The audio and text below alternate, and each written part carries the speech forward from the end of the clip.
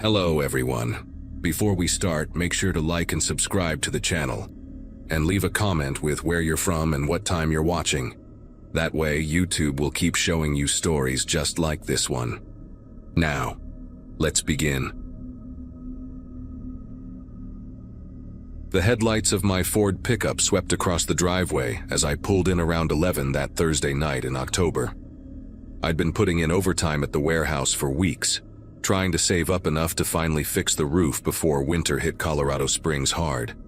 My wife Diane had taken the kids to her mother's place in Denver for the week, something about needing space to think about our marriage, which left me alone in that old two-story house my father had left me when he passed in 2014.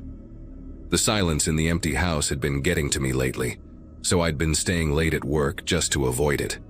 As I cut the engine and grabbed my thermos from the passenger seat, movement in my peripheral vision made me pause. Someone was standing at the edge of my driveway, perfectly still, just watching my house like they were studying it for a test. It took me a second to recognize him in the darkness, but when I did, my whole body tensed up like I'd touched a live wire. Craig Novak, my next-door neighbor from before everything went to hell, was standing there in a worn denim jacket and jeans that hung loose on his frame. Prison had taken at least 30 pounds off him, and his hair, which used to be this wild mane he was so proud of, was now buzz-cut short and gray at the temples. He must have gotten out recently because I hadn't seen him around, and trust me, I would have noticed. The last time I'd seen Craig was 7 years ago when they loaded him into the police car after what he did. That night changed everything for my family. My dad never fully recovered from the head injury Craig gave him with that baseball bat during his drunken rampage, and watching him deteriorate over the following years, until his death was probably the hardest thing I've ever had to endure. I stayed in the truck for a moment, keys in my fist, debating whether to just back out and drive somewhere else until he left. But this was my house, my property, and I wasn't going to let him intimidate me on my own land. When I stepped out, Craig raised both hands in this slow, deliberate way, palms facing me like he was trying to calm a spooked horse. The porch light from his house cast these long shadows across his face, making the hollows under his cheekbones look deeper than they probably were. He'd always been a big guy, the kind who used his size to get his way in arguments. But now there was something different about how he carried himself, like he was trying to make himself smaller, less threatening. The October wind picked up, sending dead leaves skittering across the asphalt between us, and I could smell cigarette smoke and something else on him, maybe cheap cologne trying to mask something worse. Craig took a step forward, still keeping his hands visible, and his voice came out rougher than I remembered, like he'd been gargling gravel. He said he'd been out for 3 weeks, staying at a halfway house downtown at first, but he'd moved back into his old place just yesterday because his mother had kept up the payments while he was gone. The old woman had died 2 years into his sentence, he told me, but she'd made sure he had somewhere to come back to. He kept talking, saying he'd found God inside, that he was in AA now, that he understood what he'd taken from me and my family. Every word sounded rehearsed, like he'd practiced this speech in the mirror 100 times. He wanted to make amends, he said, part of his 12-step program, and he pulled out this crumpled piece of paper from his jacket pocket, holding it out to me like it was supposed to mean something. I didn't move to take it, just stood there with my truck door still open behind me, ready to bolt if necessary. The paper fluttered in his hand as the wind picked up again, and I could see writing on it, probably some letter his sponsor made him write or something. Craig's eyes kept darting between my face and the ground, never quite settling on either. And there was this twitch in his left cheek that hadn't been there before. When I didn't take the paper, he slowly lowered his hand and shoved it back in his pocket, but he didn't leave. Instead, he started talking about my dad, about how he remembered him working on cars in the garage on weekends, how he used to wave when Craig jogged by in the mornings before everything went bad. He said my father was a good man who didn't deserve what happened, and that he thought about that night every single day in his cell. The streetlight buzzed overhead, casting this sickly orange glow over everything, and I noticed Craig's knuckles were scarred in ways they hadn't been before, covered in these white lines that looked like a roadmap of violence. I finally found my voice and told him to get off my property, that whatever program he was working didn't require my participation or forgiveness. My words came out steadier than I felt, but my jaw was clenched so tight I could hear my teeth grinding. Craig nodded like he'd expected this, backing away with his hand still raised, saying he understood, that he'd be next door if I ever wanted to talk. But then he said something that made my chest tighten. He mentioned he'd noticed my tool shed door had been open earlier that day when he was moving boxes in, and he'd closed it for me to keep animals out. I hadn't been home all day, and I always locked that shed because that's where I kept my father's tools, the ones he'd collected over 40 years of working construction. The thought of Craig anywhere near those tools, touching things that belonged to my dad, made me want to put my fist through something. After he disappeared into his house, I went straight to the shed with my phone flashlight, my breath coming out in white puffs in the cold air. The padlock was still there, locked like I'd left it that morning, but when I opened it and stepped inside, something was wrong. The tools were all there, hanging on their designated hooks just like my father had organized them. But his favorite hammer, the Estwing with the leather-wrapped handle he'd bought in 1975, was on the workbench instead of its hook. A thin layer of dust on the bench showed the outline where it had been placed recently. My father never left tools out, and neither did I. It was like muscle memory to put everything back exactly where it belonged. I picked up the hammer, feeling its familiar weight, and noticed something else. There were fresh scratches on the wooden handle, like someone had been gripping it too tight or maybe practicing swinging it. The next few days passed in this weird state of hypervigilance where I found myself checking locks twice, 3 times, before leaving for work. I installed a cheap security camera from Walmart, one of those that sends alerts to your phone, pointing it at the shed and driveway.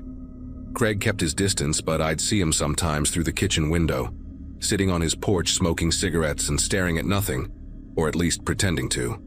Then things started disappearing. First, it was small stuff I could almost explain away. The garden hose nozzle I knew I'd left attached was gone, then showed up 2 days later, hanging on Craig's fence like it had been there all along.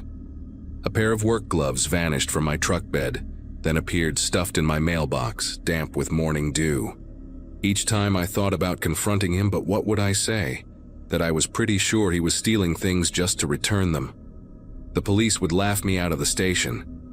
The security camera started picking up movement at night, but never anything definitive. Just shadows at the edge of its range, or sometimes a blur that could have been a cat or raccoon.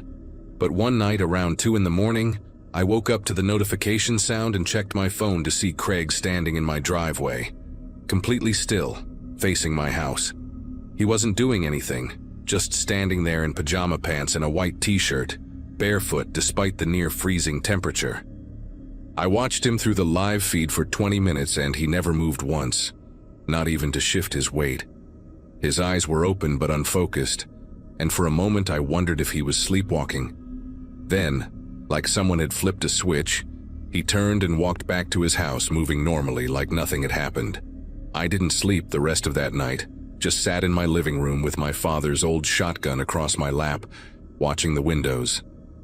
I called Diane the next morning, trying to keep my voice casual as I told her maybe she should stay at her mother's a bit longer. She asked if everything was all right, and I could hear the concern creeping into her voice, but I just said work was crazy, and I didn't want the kids to see me so stressed. It wasn't exactly a lie, but it wasn't the truth either. How could I explain that our ex-con neighbor was playing some psychological game that I couldn't quite prove? The night after that phone call, my motion sensor lights kept triggering, one after another in sequence, like someone was walking circles around my house. Front porch, side yard, back deck, other side, then front porch again. Each time I looked out, nobody was there, but I could smell cigarette smoke through the cracked window, that same brand Craig had been chain smoking on his porch. The camera only showed empty yards and swaying shadows from the trees, but those lights didn't trigger from wind. Then came that Saturday morning. I'd actually managed to sleep for a few hours, exhaustion finally overwhelming paranoia, when I heard something scratching at the front door.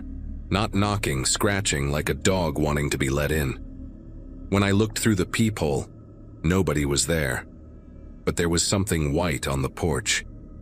I grabbed the shotgun, checked through all the windows to make sure Craig wasn't lurking nearby, then cracked the door open. It was a piece of notebook paper, folded once, weighted down with a rock from my own garden. My mouth went dry as I picked it up and read the single line written in pencil, the handwriting shaky like someone had written it with their non-dominant hand. I still remember that night too. That's all it said, but it was enough to make my knees weak. Because Craig had been blackout drunk that night 7 years ago. So drunk he claimed in court, he didn't remember anything about attacking my father. His whole defense had been built on that claim, that he had no memory of breaking down our back door and coming after my dad with the bat from my own garage. I went straight to Craig's house, not even bothering to put on shoes, pounding on his door hard enough to shake the frame. When he answered, he looked genuinely confused, his hair sticking up at odd angles like he'd just woken up. He was holding a cup of coffee in one hand and wearing reading glasses I'd never seen before, looking for all the world like any harmless middle-aged man on a Saturday morning. When I shoved the note in his face demanding to know what kind of sick game he was playing, he squinted at it, then looked back at me with what seemed like real bewilderment.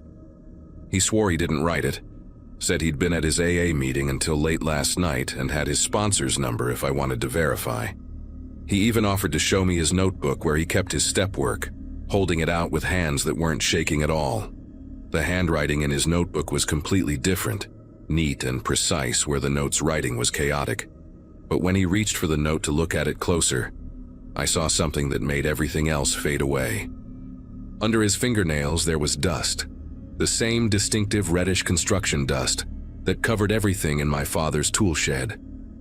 I backed away from his door without saying another word, my mind racing faster than my feet as I crossed back to my property. Craig called after me, asking what was wrong, still playing his innocent act. But I didn't turn around. Inside my house, I called my old friend Tom, who worked for the sheriff's department, told him everything that had been happening, including the dust under Craig's nails. Tom listened without interrupting, then said something that changed everything. There had been 3 other reports in the past 2 weeks from families in the neighborhood, all describing similar experiences with items being moved, notes being left, someone standing in their yards at night. The thing was, Craig had solid alibis for all of those incidents, verified by multiple witnesses at his halfway house or AA meetings. Tom asked me to check something, to look for any medications in my bathroom that might have been moved or tampered with. That's when I found it. My prescription sleep medication that I'd stopped taking months ago was nearly empty when it should have been almost full. Tom came by that afternoon with another detective, and they found something I'd never have thought to look for. There were small holes drilled in the fence between Craig's yard and mine, painted over to match the wood, but positioned perfectly to watch my house from his bedroom window. They also found a journal in Craig's room, hidden inside an old heating vent, where he'd documented everything about our family for years before he went to prison, including detailed observations about my father's routines, my work schedule, even notes about which lights we left on at night. The really sick part was that he'd been planning this since before he got out, had written about how he was going to make me understand what it felt like to lose someone slowly, to watch them deteriorate like my father had. But he'd been smart about it, making sure he had alibis, probably using the sleep medication he'd been stealing to make sure I'd be groggy enough not to catch him. The dust under his nails was his only mistake, probably from his last visit to the shed that morning before I confronted him. They arrested Craig that evening for criminal harassment, breaking and entering, and theft of prescription medication. As they led him to the police car, he didn't say a word, just stared at me with this blank expression that was somehow worse than anger would have been. His lawyer got him a plea deal for 2 years with mandatory psychiatric treatment, which seemed like nothing compared to what he'd put me through. But at least it got him away from my family. I changed all the locks, installed a real security system, and patched every one of those holes in the fence myself.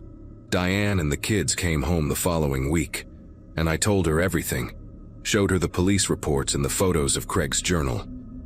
She held me for a long time that night, both of us realizing how much worse it could have been if I hadn't noticed that dust under his fingernails. The house feels different now, even with Craig gone. Sometimes I still check the locks 3 times before bed, and I replaced every tool in that shed. Couldn't stand touching the ones he'd handled.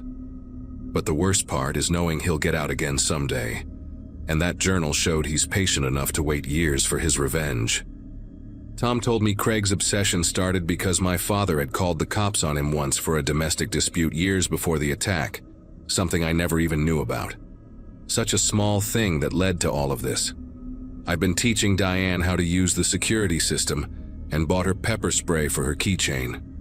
We're thinking about moving, maybe somewhere across town or even out of state. But for now, we're taking it one day at a time.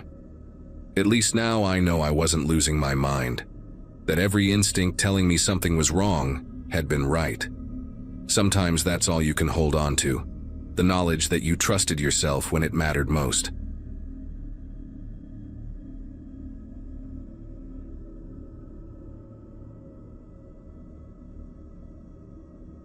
The cardboard boxes were still stacked against the living room wall when Brandon first knocked on our door that September afternoon. My roommate Kevin and I had just signed the lease 3 days earlier, desperate to find something affordable after our previous landlord decided to sell. The place on Willow Court wasn't much to look at, just a standard 2-bedroom in a complex built sometime during the Reagan administration, but the rent was manageable and it was only 20 minutes from both our jobs. Kevin answered the door while I was untangling Ethernet cables, and I heard this overly enthusiastic voice introducing himself as our across-the-hall neighbor. When I walked over to say hello, Brandon was holding a casserole dish covered in aluminum foil, grinning like we were long-lost relatives at a family reunion. He was probably mid-40s, wearing a polo shirt tucked into khakis that looked like they'd been ironed with military precision, and he had this way of maintaining eye contact for just a beat too long. Kevin and I exchanged glances while Brandon launched into a detailed history of every tenant who'd lived in our unit for the past 6 years. He knew their names, their jobs, where they'd moved afterward, even what kind of car the previous couple drove. The casserole dish grew heavy in his hands as he talked, but he never set it down, just kept holding it out like an offering, while describing how quiet the building usually was, how the mail carrier came at exactly 2:15 every day except Sundays, how the dumpsters got emptied on Wednesdays at 6 in the morning sharp. When he finally handed over the casserole and left, Kevin immediately Googled whether you could hide cameras in food. We laughed about it then, joking that we'd already found the complex's resident weirdo. The casserole was actually pretty good, some kind of chicken and rice thing with too much cheese, and we figured Brandon was just lonely. Lots of single middle-aged guys get awkward around people, especially younger folks who remind them of what they used to be. Neither of us touched the second casserole he brought the next day. The gifts started appearing about a week later. First, it was a 6-pack of craft beer left on our doormat with a sticky note that said, "Noticed you guys carrying Sierra Nevada upstairs. Thought you might enjoy these." The thing was, we'd carried those beers up at 11:30 at night after a late grocery run. Then came the magazine subscriptions we never ordered, all addressed to us, but clearly paid for by someone else. Sports Illustrated for Kevin because Brandon had seen him wearing a Lakers jersey once. Wired for me after he'd spotted an old Arduino kit through our window when the blinds were cracked. Each gift came with these little notes demonstrating just how much attention he was paying to our daily routines. He knew Kevin left for his shift at the hospital at 6:45 each morning. He knew I worked from home on Fridays and always ordered Thai food from the place on Riverside Drive.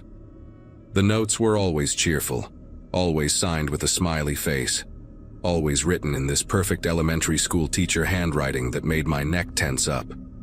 Kevin started keeping a log after Brandon showed up at his gym across town. Not the community center 5 minutes away, not the Planet Fitness by the grocery store, but the specific CrossFit box in Northside where Kevin had been going for months before we moved. Brandon claimed it was pure coincidence, said his cousin had recommended the place, but he somehow ended up in Kevin's same morning class 3 days in a row. He'd position himself at the next station during circuits, offering form tips and asking about Kevin's workout history, his diet, whether I ever joined him for sessions.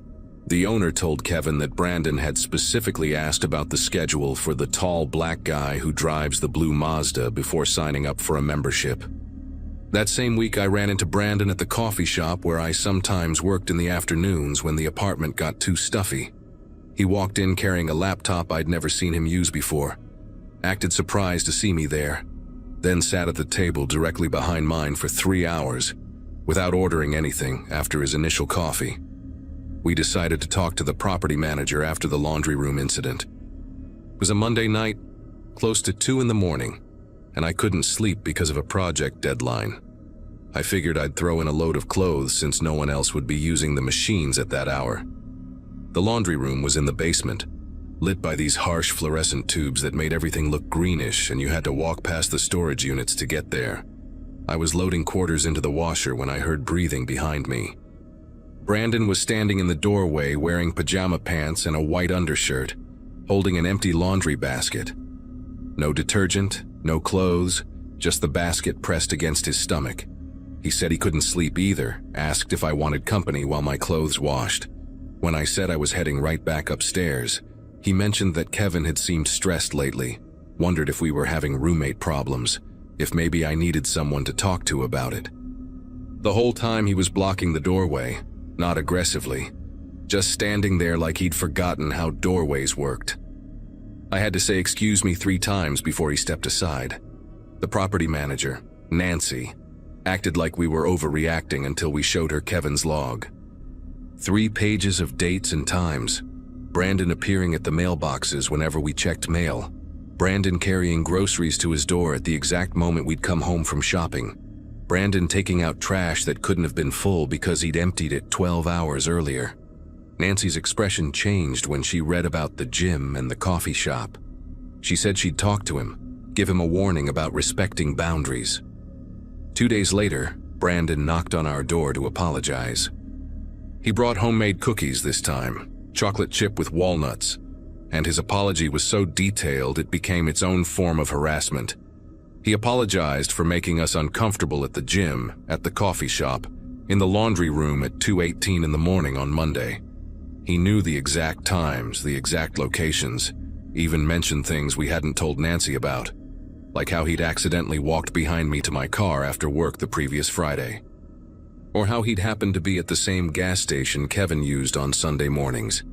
Each apology contained information that proved he was still watching, still cataloging our movements, still treating our lives like a TV show he couldn't stop binging. Things went quiet for about a week after that. Brandon stopped appearing everywhere, stopped leaving gifts, even seemed to avoid eye contact when we passed in the hallway. Kevin thought maybe Nancy's warning had actually worked, but I kept feeling this weight in my chest whenever I came home. The silence felt intentional, calculated, like when a storm suddenly stops and you know something worse is coming. Then Kevin noticed his bike had been moved in the storage room. Not stolen, just shifted 3 spaces over from where he'd locked it. The chain wrapped differently than he always did it. I found a receipt from a hardware store tucked under my windshield wiper one morning, paid in cash, for items I couldn't quite make out because the ink was smudged. The timestamp showed it was purchased at 3:47 in the morning. We started finding these little signs that someone had been in spaces we thought were ours. A window we never opened was cracked 1/2 inch. The welcome mat was turned at a different angle. Kevin's laundry detergent was fuller than it should have been, like someone had added more to it. We installed a doorbell camera without telling Nancy. Figured we needed proof before anyone would take us seriously. The first few nights showed nothing unusual, just us coming and going. The occasional delivery driver, a few other tenants passing by. But on the 4th night, the motion sensor triggered at 3:22 in the morning. Brandon was standing directly in front of our door, not moving, not knocking, just standing there facing the door like he was listening. He stayed for exactly 12 minutes, then walked back to his apartment. The next night, 3:22 again, 14 minutes this time. He never looked at the camera, kept his head tilted slightly down, but we could see his lips moving like he was having a conversation. Kevin wanted to call the police right then. but I convinced him to wait until we had more footage. We needed them to understand this wasn't just a neighbor being friendly or confused. The third night, Brandon showed up with something in his hand.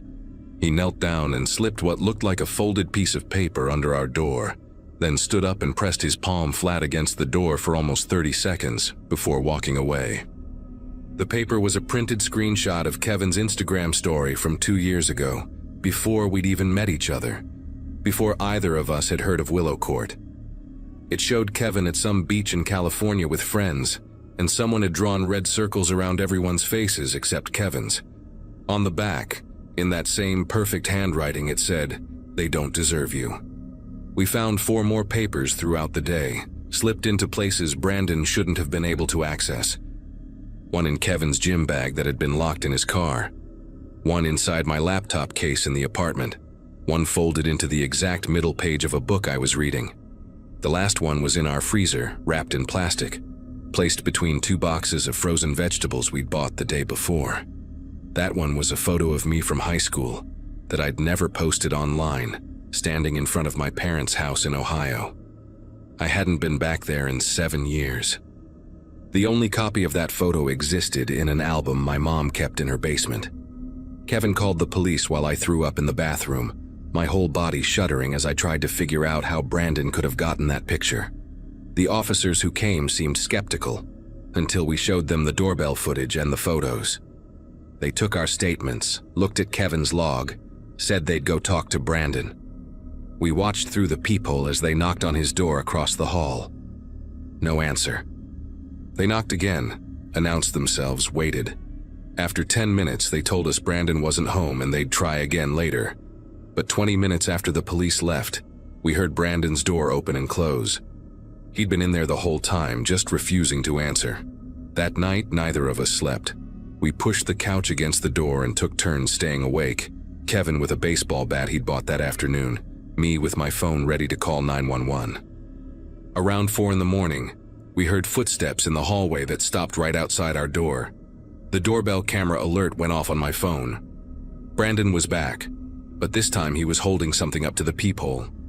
It was another photo, this one of Kevin and me inside our apartment, taken from a high angle like it was shot from the ceiling, showing us watching TV on the couch just 2 nights earlier.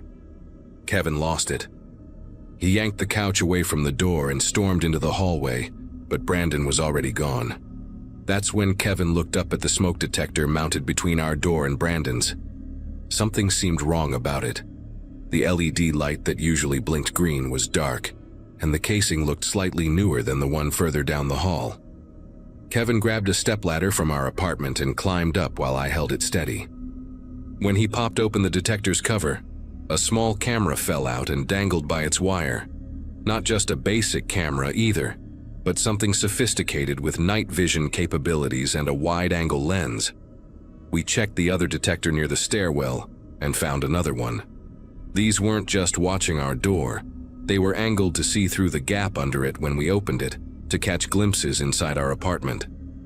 Kevin called 911 while I ran to Nancy's unit and pounded on her door until she answered in her robe. The police arrived within minutes this time, and Nancy used her master key to open Brandon's apartment when he wouldn't respond. The place was empty. Not just that he wasn't home, but completely empty. No furniture, no clothes, nothing except hundreds of photos taped to every wall. The photos covered 3 years of Kevin's life and 18 months of mine, long before we'd moved to Willow Court. Pictures from grocery stores, from previous apartments, from family gatherings we'd attended in different states.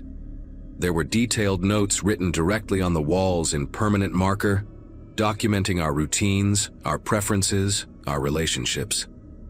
One wall was dedicated entirely to analyzing Kevin's workout schedule and dietary habits. Another mapped out my work patterns and coffee shop visits across 3 different cities I'd lived in. The police found Brandon's real name was Aaron Fitzgerald, and he'd been renting the apartment for 4 years, going through tenant after tenant, selecting certain ones to document. They found external hard drives with thousands of hours of footage from the smoke detector cameras and others he'd hidden in the laundry room vents and stairwell emergency lights. Nancy broke down crying when she realized he'd been doing this under her watch. We stayed in a hotel that night while the police processed the scene. They arrested Aaron 2 days later at a storage facility 40 miles away, where he'd been living in a modified unit, surrounded by monitors showing feeds from cameras he'd installed in 2 other apartment complexes. We moved out before the week ended, broke our lease without penalty, and found a house to rent on the other side of the city. Sometimes I still check doorways twice and look up at smoke detectors longer than I should, but at least now when someone knocks on our door with cookies, it's just a neighbor being friendly.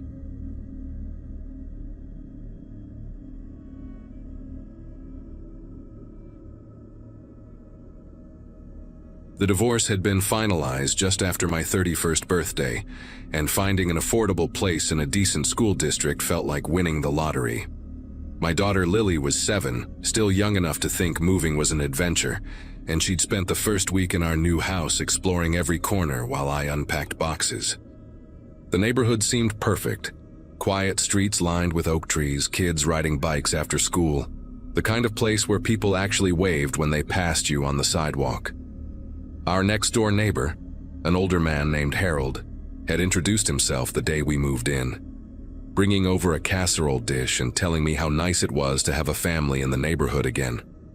Harold must have been in his 70s, thin and stooped with age, always wearing the same beige cardigan no matter the weather. He lived alone in the house to our right, kept his lawn immaculate, and seemed to spend most of his time tending to his garden or sitting on his porch with his orange tabby cat. At first, I appreciated having a friendly neighbor, especially one who seemed so harmless and grandfatherly. He'd wave from his porch when Lily played in the yard, sometimes calling out compliments about what a well-behaved child she was, how lucky I was to have such a sweet little girl. I'd smile and wave back, grateful that at least one person in this new place had made us feel welcome. The interaction started small, innocent enough that I barely noticed the pattern forming. Harold would appear at the fence whenever Lily was outside, holding a plate of homemade sugar cookies, the kind with pink frosting and sprinkles that kids go crazy for. He'd lean over the chain-link fence separating our yards, his weathered hands gripping the metal. Calling out to her in that raspy voice of his, Lily would run over, delighted by the attention and treats, while I watched from the kitchen window, telling myself this was just what neighbors did in places like this. He started mentioning his cat, Whiskers, saying how lonely the poor thing got during the day, wondering if maybe Lily would like to come over sometime and keep him company. Then came the toys, little things at first. A rubber ball that had supposedly rolled into his yard months ago. A set of colored pencils he claimed to have found while cleaning his garage. Each time he'd wait until I was inside or distracted, approaching Lily directly with these gifts, always with a story about why she should have them. One afternoon, I came outside to find him teaching her how to make a cat's cradle with string, their heads bent close together, his fingers guiding hers through the patterns. The sight made my chest tighten in a way I couldn't quite explain. Watching this old man's hands touching my daughter's, even for something as innocent as a string game. When I called Lily inside, Harold straightened up slowly, that permanent smile of his never wavering, and mentioned he'd be going out of town soon, wondering if Lily might want to feed Whiskers while he was gone. That evening, after Lily was in bed, I sat at my laptop with a glass of wine, telling myself I was being paranoid, that I was letting the stress of the divorce and the move turn me into one of those helicopter parents. But my fingers typed his name into the search bar anyway, Harold Garrison, along with our street address. The first few results were nothing, some mentions in local gardening club newsletters, a photo from a community barbecue 5 years ago. But then I found it. Buried on the third page of results, a news article from 2018 about complaints filed against a Harold Garrison in a neighboring county. The details were vague. Something about inappropriate behavior around minors at a public pool, charges that were dropped when witnesses failed to appear in court. My mouth went dry as I clicked through to another link. A community forum post warning about an elderly man matching Harold's description who'd been seen taking photos of children at a playground. I spent the next hour digging deeper, finding fragments of information that painted an increasingly unsettling picture. There were 2 more incidents. One from 2016 where he'd been asked to leave a youth center after parents complained about him offering to give swimming lessons to young girls. Another from just last year where police had questioned him about loitering near an elementary school. Nothing had ever stuck. No convictions, no registered offender status, just a trail of complaints and suspicions that followed him from town to town. The wine glass sat forgotten beside me as I stared at the screen, my mind racing through every interaction he'd had with Lily. Every cookie, every toy, every moment I'd left them alone together even for a second.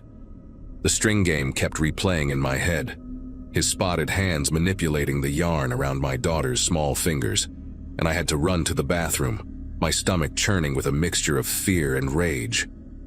After splashing cold water on my face, I went to check on Lily, needing to see her safe in her bed, her stuffed elephant clutched to her chest, breathing steadily in the glow of her nightlight.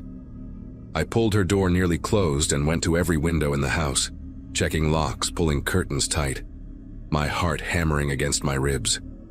From the kitchen window, I could see Harold's house, dark except for a single light in what I assumed was his living room. As I watched, the curtain moved slightly, and I jerked back, even though I knew he couldn't possibly see me in the darkened kitchen. I grabbed my phone, scrolling through my contacts, wondering who I could call, what I could say.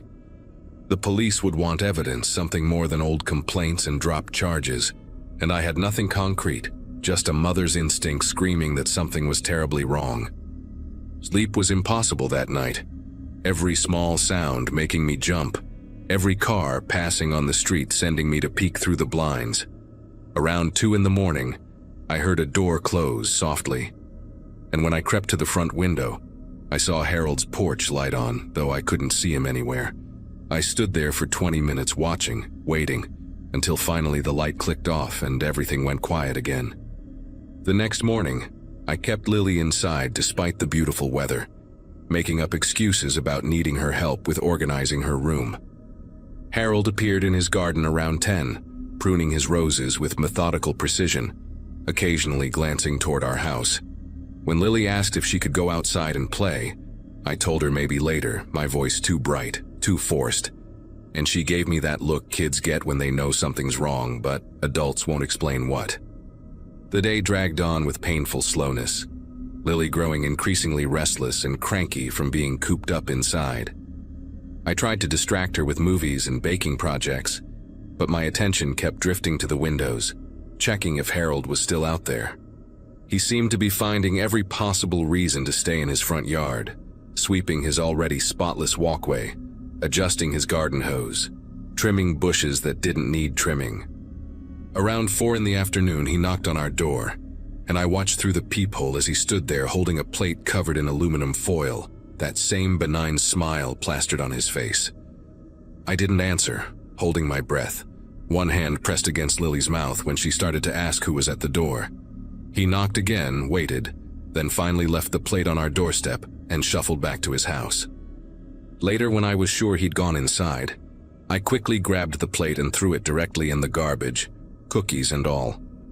As evening approached, I made dinner while Lily colored at the kitchen table, her mood improved by the promise of ice cream for dessert if she ate all her vegetables. The sun was setting, painting the sky in shades of orange and purple, when movement outside caught my eye. Harold was standing on the sidewalk directly across from our house, not on his property, not walking anywhere, just standing there facing our front door.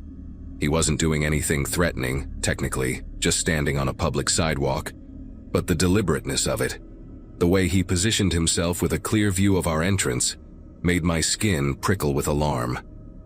I pulled out my phone and started recording through the kitchen window, needing some kind of proof, some documentation of this behavior.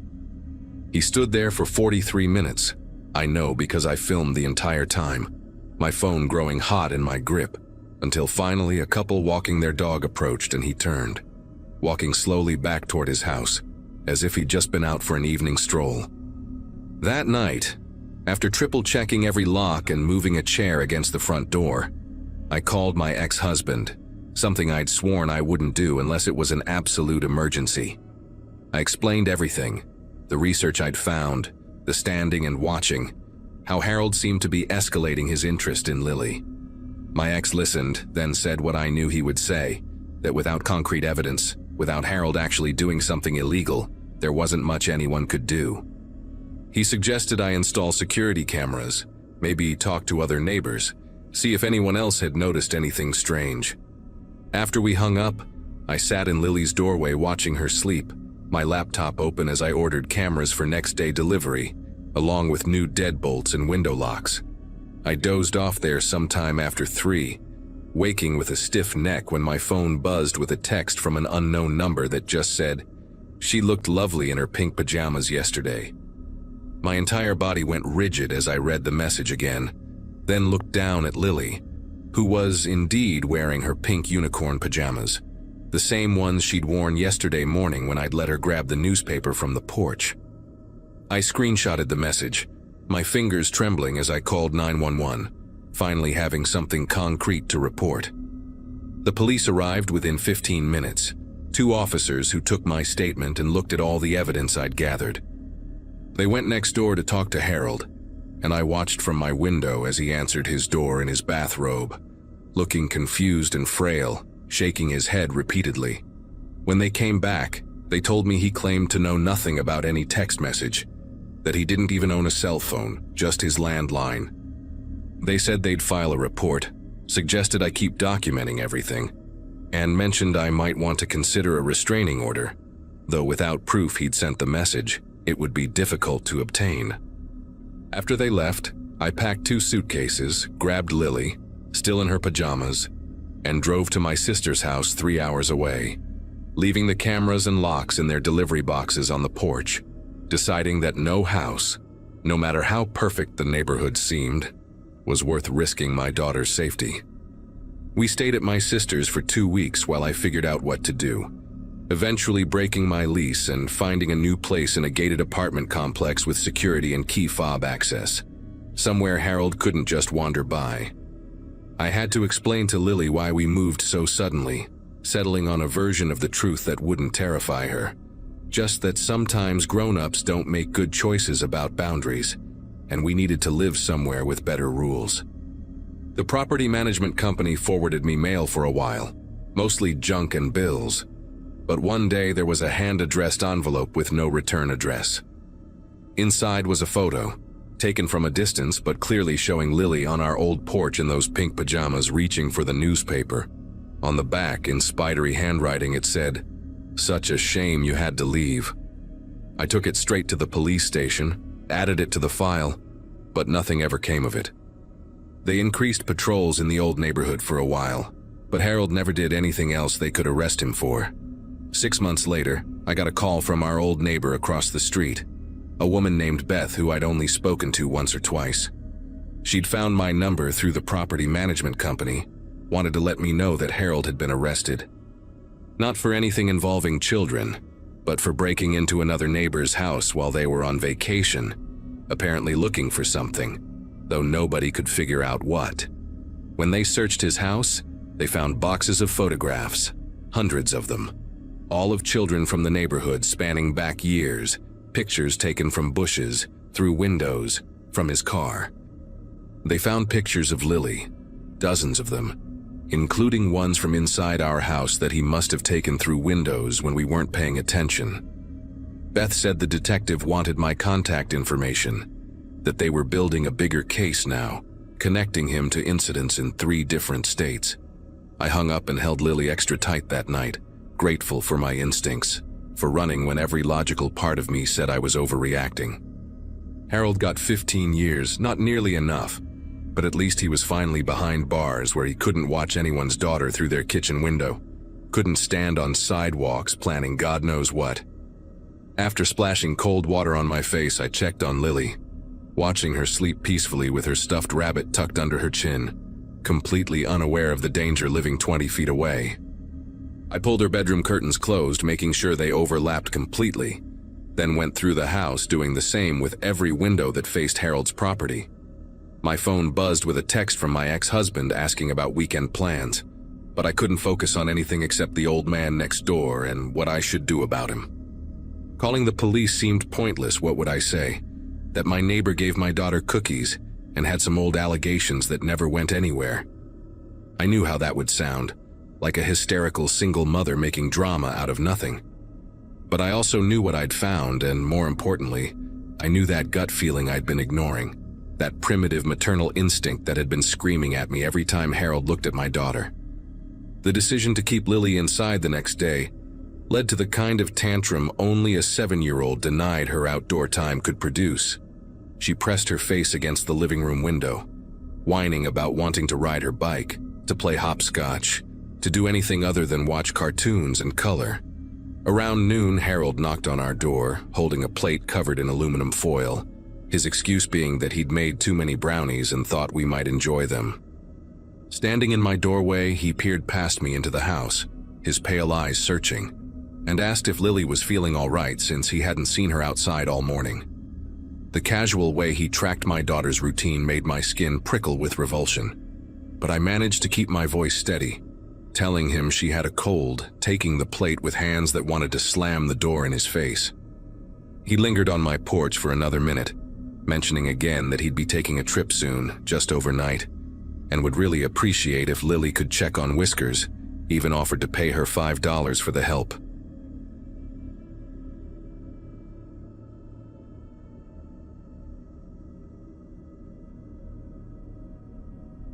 The lease paperwork from 2016 still sits in my desk drawer, right next to the pepper spray my mom bought me when I signed it. I just finished my master's degree that May, and this studio apartment in Portland felt like the first real step into adulthood. The building was nothing special, just a converted warehouse from the 60s with thin walls and radiators that clanged like someone was beating them with a wrench, but the rent was manageable on my salary as a lab technician at the hospital. For the first 8 months, everything was perfect. I'd come home from my shifts, usually around 7 in the evening, kick off my scrubs, and enjoy the quiet sanctuary of my own space. The only neighbor I ever noticed was Mrs. Huang across the hall, who'd sometimes leave containers of dumplings outside my door when she made too many. Then Walter moved into the unit directly below mine. I remember that Tuesday in January because I was carrying groceries up the stairs when I saw him for the first time, standing in his doorway watching the movers haul in a leather recliner that looked like it belonged in a hunting lodge. He had this way of standing that made him seem larger than he actually was, shoulders rolled forward, arms crossed tight against his barrel chest. His hair was thinning on top but long in the back, greasy strands that touched his collar, and when he smiled at me, only half his mouth moved, like the other side was holding on to some private joke. I nodded politely, shifted my grocery bags to one arm to wave, and immediately regretted it when he took it as an invitation to introduce himself. His handshake was damp and he held on a beat too long, telling me how nice it was to finally meet a neighbor, how quiet the building seemed, how he hoped we'd be friends. The first complaint came 3 weeks later. I'd gotten home late from a double shift, around 11 at night, and was making myself a quick dinner when I heard the pounding on my door. Walter stood there in a stained undershirt and sweatpants, his face red and puffy like he'd been drinking. He said my footsteps were keeping him awake, that I walked like I was trying to stomp through the floor, and didn't I have any consideration for the people living below me? I apologized, genuinely confused because I'd been wearing socks and trying to move quietly. But he kept going, saying the microwave humming was like a drill in his skull, that even the water running through the pipes sounded like a waterfall in his bedroom. I promised to be more careful, and he left, but not before leaning in close enough that I could smell the beer and something else, something sour like milk left out too long. After that night, I became hyper-aware of every sound I made. I started taking my shoes off in the hallway, tiptoed everywhere like I was walking on glass, even stopped using my microwave after 9. But the complaints kept coming. He'd text me at all hours, long rambling messages about how I was doing it on purpose, how I was trying to drive him crazy, how women like me thought we were so much better than everyone else. I showed them to my friend Natalie, who works security at the hospital, and she told me to stop responding, to document everything, to call the landlord. But our landlord, Mr. Jameson, was about as useful as a chocolate teapot. He said neighbor disputes weren't his problem, that we needed to work it out like adults, and besides, Walter always paid his rent on time. The day I stopped responding to his texts was a Wednesday in March. I'd finally had enough after he sent me 17 messages in 2 hours while I was trying to sleep before a morning shift. I blocked his number, and for about 6 hours, I thought maybe that would be the end of it. But when I got home that evening, there was a note shoved under my door, written in pencil so hard it had torn through the paper in places. He called me names I won't repeat, said I was a stuck-up princess who needed to learn some respect, that ignoring him was the biggest mistake I'd ever make. The next morning, another note, this one longer, describing in detail all the ways he could hear me moving around, like he was keeping a log of my every step. He knew when I showered, when I cooked, when I watched TV, even when I rolled over in bed. That's when I stopped sleeping properly. I'd lie there in the dark, straining to hear any sound from below, wondering if he was awake too, listening to me breathe. I bought a white noise machine, but it made things worse because then I couldn't hear if someone was at my door. I started sleeping on my couch instead of my bed, thinking maybe he couldn't hear me as well from the living room. But the notes kept coming, each one angrier, more unhinged, accusing me of deliberately tormenting him with my existence. He'd slip them under the door at random times, and I'd hear his footsteps on the stairs, heavy and deliberate, like he wanted me to know he was there. Sometimes I'd find them when I left for work at 6 in the morning, meaning he'd been up all night writing them, or worse, waiting for the right moment to deliver them. I finally called the police on a Saturday afternoon after I found a note that made my stomach turn to ice. He'd written about how thin the floors were, how he could map out my apartment just by listening, how he knew exactly where my bed was positioned because he could hear the frame creak when I got in. The 2 officers who showed up looked bored before I even finished explaining. They said, unless he made a direct threat of violence, it was a civil matter.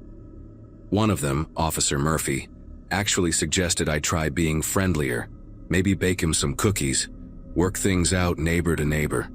They did knock on his door, but Walter didn't answer, and they shrugged and left. 20 minutes after their patrol car pulled away, I heard him laughing through the floor, this low, grinding sound that went on until I grabbed my keys and left, spending the night at Natalie's place. The tapping started the following Monday night. At first I thought it was the pipes or maybe a mouse in the walls, just this soft rhythmic sound coming from somewhere near my bedroom.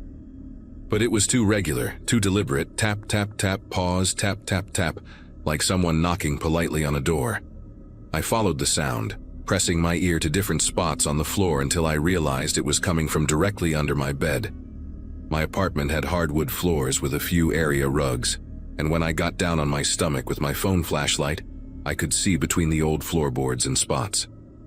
The tapping stopped the second I got close, like whatever was making it could sense me there. I stayed frozen on my bedroom floor for maybe 10 minutes, barely breathing, waiting, and then it started again, this time more insistent, almost playful. I convinced myself it had to be the heating system or maybe Walter banging on his ceiling with a broom handle to mess with me. But deep down, something felt wrong about how precisely located the sound was, always right under wherever I happened to be in the bedroom. I started avoiding the room entirely, grabbing my clothes for the next day and changing in the bathroom, sleeping on the couch permanently. But 2 nights later, the tapping followed me. First under the couch, then under the kitchen table when I sat there with my laptop, then under the bathroom when I tried to take a shower. It was like he had a map of my apartment and was following my every move from below, announcing his presence with those soft, maddening taps. I called Natalie, begging her to come over and listen, to tell me I wasn't going insane. But by the time she arrived, the tapping had stopped completely. That's when I remembered something the building superintendent had mentioned when I first moved in, something about maintenance access panels in each unit for the plumbing and electrical work. He'd pointed to a painted-over square in my bedroom closet floor, said it connected to a crawl space that ran between the floors, told me never to open it because it was full of asbestos or lead paint or some other hazard that would cost the owner too much to fix properly. I'd forgotten about it completely until that moment, standing in my living room with Natalie, both of us listening to the silence that seemed to press against my eardrums. We went to my bedroom closet, pushed aside the boxes of winter clothes and old textbooks, and there it was, that square outline in the floor, except the paint around the edges was cracked now, little white flakes scattered on the dark wood like snow, and one corner of the panel was slightly raised, just enough that you could see the black gap underneath if you looked at the right angle. Natalie grabbed a screwdriver from my kitchen drawer and we pried the panel up together, our phone's lights aimed down into the darkness. The crawl space was maybe 3 feet high, filled with pipes and wiring and decades of dust, but there were clear drag marks in the dirt, fresh ones leading from the direction of Walter's apartment to directly under my bedroom. And there, caught on a nail, was a piece of fabric from what looked like the same stained undershirt he'd worn that first night he complained.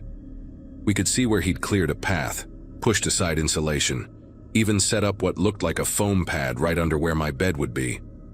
Natalie was already calling 911 while I stood there, staring at a notebook he'd left behind, filled with pages and pages of times and descriptions, every sound I'd made for weeks, noting when I cried, when I talked on the phone, when I breathed too heavily.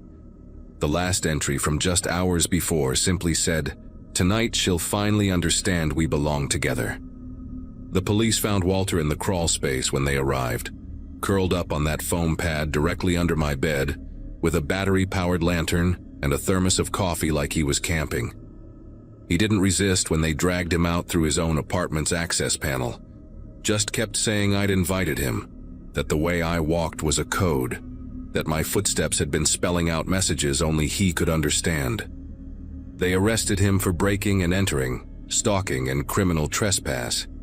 And at the trial 4 months later, his lawyer tried to argue mental illness, but the notebook showed too much planning, too much careful calculation. He got 18 months in prison and a restraining order that might as well be toilet paper, for all the good it would do if he decided to come back. I moved out the next day, stayed with Natalie until I found a new place, a third-floor apartment in a building with proper security and no crawl spaces. Sometimes at night, when the upstairs neighbors walk around, I still find myself holding my breath, listening for that soft tapping, waiting for it to follow me to my new home.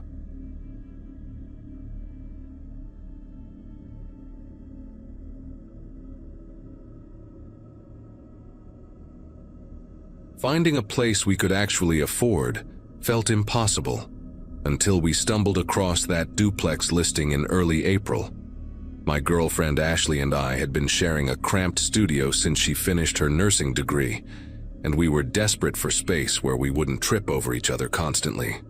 At 29, I was finally making decent money as a tax preparer, enough that splitting rent on a 2-bedroom didn't seem like financial suicide anymore. Ashley worked rotating shifts at the hospital, 12 hours that left her exhausted, but paid well enough to cover her student loans and still have something left over. We toured the place on a Saturday morning, and within an hour we were signing papers with the landlord, an older guy named Frank, who kept emphasizing how quiet the neighborhood was. He mentioned our neighbor would be sharing the other half of the duplex, some guy named Douglas who'd been there for years and never caused any problems. Moving day came 2 weeks later, and we spent that entire weekend arranging furniture and arguing about where to hang pictures. Ashley had this collection of framed botanical prints from her grandmother that she wanted everywhere, while I just wanted somewhere to put my gaming setup without getting lectured about the mess of cables. We could hear our neighbor through the shared wall, especially at night when everything else got quiet. Footsteps creaking on floorboards, moving from room to room in patterns that seemed almost mechanical, like he was following the same path over and over. His television stayed on constantly, that pale flickering light visible through our bedroom blinds at 3, 4, 5 in the morning. Ashley said maybe he had trouble sleeping, or worked from home on some weird schedule. We figured everyone had their quirks, and at least he wasn't throwing parties or playing drums. About 3 weeks after moving in, we finally saw Douglas for the first time.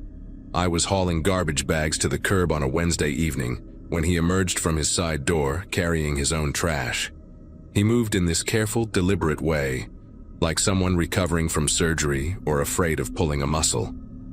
Mid-40s maybe, wearing a faded polo shirt and khakis that looked like they'd been washed 100 times.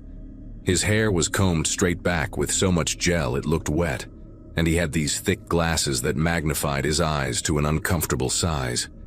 When he noticed me, he stopped mid-step and just stared for a moment before offering this tight nod.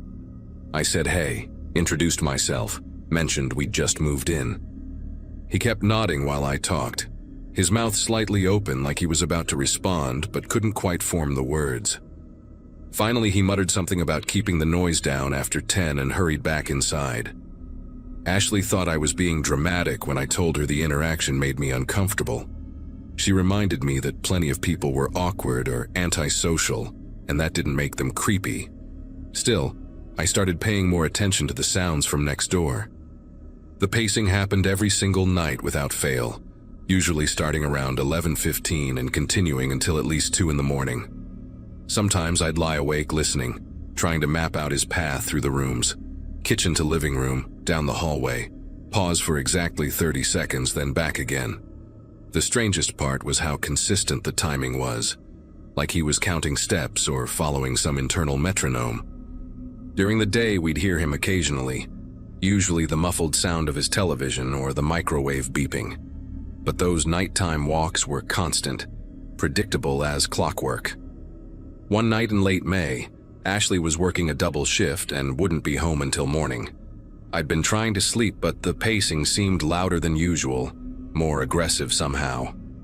Each footstep landed harder, and I could hear him mumbling to himself between circuits. I pressed my ear against the wall, trying to make out words, but it was just this low, continuous stream of syllables that didn't form anything coherent. Then the pacing stopped abruptly, right in the middle of his usual route. Complete silence for maybe 5 minutes. I was just starting to relax when I heard a different sound, a soft scraping coming from inside our apartment. I sat up in bed, heart hammering, listening hard. The scraping continued for another minute or so, like metal against wood, then stopped.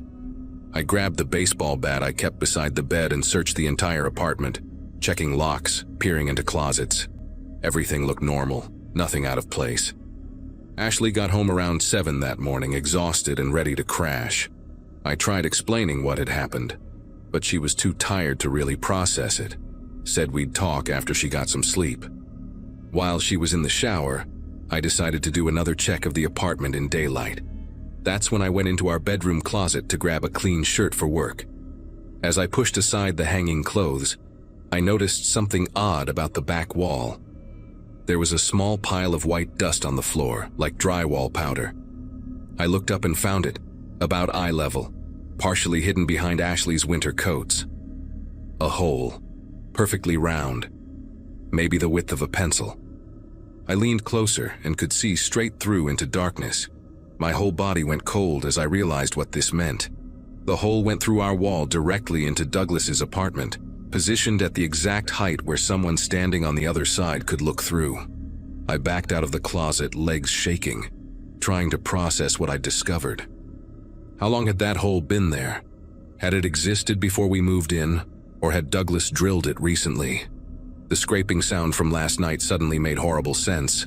I thought about all the nights Ashley and I had been in that bedroom, getting dressed, sleeping, being intimate, completely unaware that we might have had an audience. My stomach churned as I remembered how the closet door usually stayed open because the track was broken and it would slide open on its own. I grabbed my phone and started taking pictures of the hole, the drywall dust, everything. When Ashley came out of the shower, I showed her immediately. The color drained from her face as she understood what she was looking at. She kept saying, "No, no, no," like repetition could make it untrue. We stood there in our bedroom, both of us scanning the walls, wondering if there were other holes we hadn't found yet. Ashley wanted to call the police right away, but I convinced her we should check the rest of the apartment first, document everything properly. We spent the next hour going over every inch of our walls, especially the ones we shared with Douglas. We found 2 more holes, one in the bathroom behind the toilet, another in the living room concealed behind a bookshelf we'd pushed against the wall. Each one was the same size, drilled with precision, angled slightly downward like whoever made them had been standing while looking through. The bathroom one was the worst because it had a clear view of the shower. Ashley started crying when she saw it, realizing how exposed we'd been. I felt rage building in my chest, this hot, violent feeling I'd never experienced before. This man had been watching us, violating our privacy in the most intimate moments of our lives. The pacing at night took on a whole new meaning now. Was he walking from hole to hole, checking on us like we were animals in a zoo? We called the police around 9 that morning. 2 officers showed up within 20 minutes, a younger guy who looked fresh out of training, and an older woman who'd clearly seen everything in her years on the job. They took our report, examined the holes, took their own photos. The older officer, Sergeant Martinez, asked if we'd noticed anything missing, or if Douglas had ever tried to make contact beyond that one encounter by the garbage. We told her about the pacing, the constant television, how he'd been doing this routine every single night. She nodded like she'd heard similar stories before, which somehow made it worse. They went next door to talk to Douglas, but he didn't answer. His car was in the driveway, that beige sedan that looked like it hadn't been washed in years, but no amount of knocking got a response. Sergeant Martinez said they'd need a warrant to enter without probable cause of immediate danger, but they could start the paperwork based on what we'd shown them. Frank, our landlord, arrived about an hour after the police left. He looked genuinely shocked when we showed him the holes, kept apologizing and saying Douglas had been there for 8 years without a single complaint. He authorized us to break our lease immediately, no penalties, and said he'd return our full deposit that day. He also mentioned something that made my skin prickle. The previous tenants, a young married couple, had broken their lease after only 2 months. They'd been vague about why, just said the place wasn't working out. Frank hadn't pushed for details because they'd paid a penalty to leave early. Now he wondered if they'd discovered the same thing we had, but hadn't wanted to deal with the embarrassment or legal hassle of reporting it. While Frank was talking, I noticed movement in Douglas's window. Just a quick shift of the curtains. He was in there, watching us deal with the aftermath of his sick hobby. We stayed in a motel that night. Neither of us could stand the thought of sleeping in that apartment knowing what we knew. Ashley barely spoke during the drive there, just stared out the window with her arms wrapped around herself. I kept checking the rearview mirror, paranoid that Douglas might be following us, but there was no beige sedan trailing behind. The motel room smelled like old cigarettes and cleaning products, but it felt safer than our own home. We ordered pizza, but neither of us could eat more than a few bites. Ashley finally broke down completely, sobbing about how violated she felt, how she kept imagining him watching her in the shower, getting dressed, all those private moments that were supposed to be just hers. I held her while she cried, feeling helpless and furious at the same time. Around midnight, my phone rang. It was Sergeant Martinez. She told me they'd gotten their warrant and entered Douglas's apartment that afternoon. What they found was worse than we'd imagined. His living room wall, the one he shared with us, had been turned into some kind of observation station. He'd mounted small monitors connected to tiny cameras he'd threaded through the holes, recording equipment, notebooks filled with detailed logs of our daily routines. The dates went back months before we'd even moved in, documenting the previous tenants' every move. But that wasn't the worst part. They'd found external hard drives containing hundreds of hours of footage, not just of us, but of at least 6 other couples who'd lived in that unit over the years. Douglas had been doing this for nearly a decade, perfecting his sick surveillance system with each new tenant. They'd arrested him on multiple charges, including voyeurism, stalking, and criminal trespass. He hadn't said a word during the arrest, just stared at the officers with that same blank expression I'd seen by the garbage bins. The prosecutor contacted us a few days later to discuss the case. She explained that Douglas would likely take a plea deal to avoid trial, which meant we wouldn't have to testify, but also meant he'd probably serve less time. The thought of him getting out in just a few years made me sick, but Ashley couldn't handle the idea of sitting in a courtroom describing what he'd done to us. We agreed to the plea deal. Douglas got 5 years with possibility of parole in 3, plus lifetime registration as a sex offender. It didn't feel like enough, not even close, but at least he couldn't do this to anyone else for a while. The prosecutor mentioned that they'd managed to identify and contact most of his previous victims. Some of them had noticed strange things but never put it together. Others had no idea they'd been watched for months. One couple had divorced shortly after moving out. The stress of feeling unsafe in their own home had destroyed their relationship, even though they never knew the real reason for their discomfort. Ashley and I found a new apartment on the other side of town, a third-floor unit in a building with proper security and no shared walls. We had a contractor check every inch of it before we moved in, looking for any signs of tampering or hidden cameras. Even now, 6 months later, I still check the walls obsessively, running my fingers along them searching for holes that aren't there. Ashley started seeing a therapist to deal with the trauma, and some days are better than others. She still can't shower without checking behind the shower curtain multiple times, and she changes clothes in the dark most nights. We're working through it together, but we're different people now, more guarded, less trusting. Sometimes I wake up at 11:15 and listen for footsteps that never come, my body still trained to Douglas's schedule. I know he's locked up, I know we're safe, but that knowledge doesn't stop the feeling that somewhere, somehow, we're still being watched. The detective told me they never figured out why Douglas did it.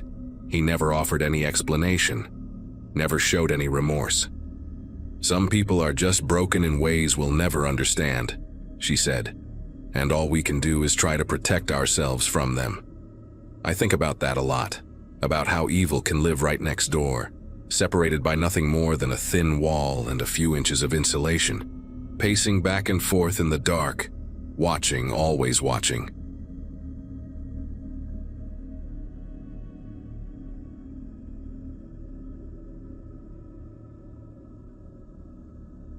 My divorce lawyer's business card was still sitting on my kitchen counter when I heard the moving truck rumble up next door on a humid Wednesday morning.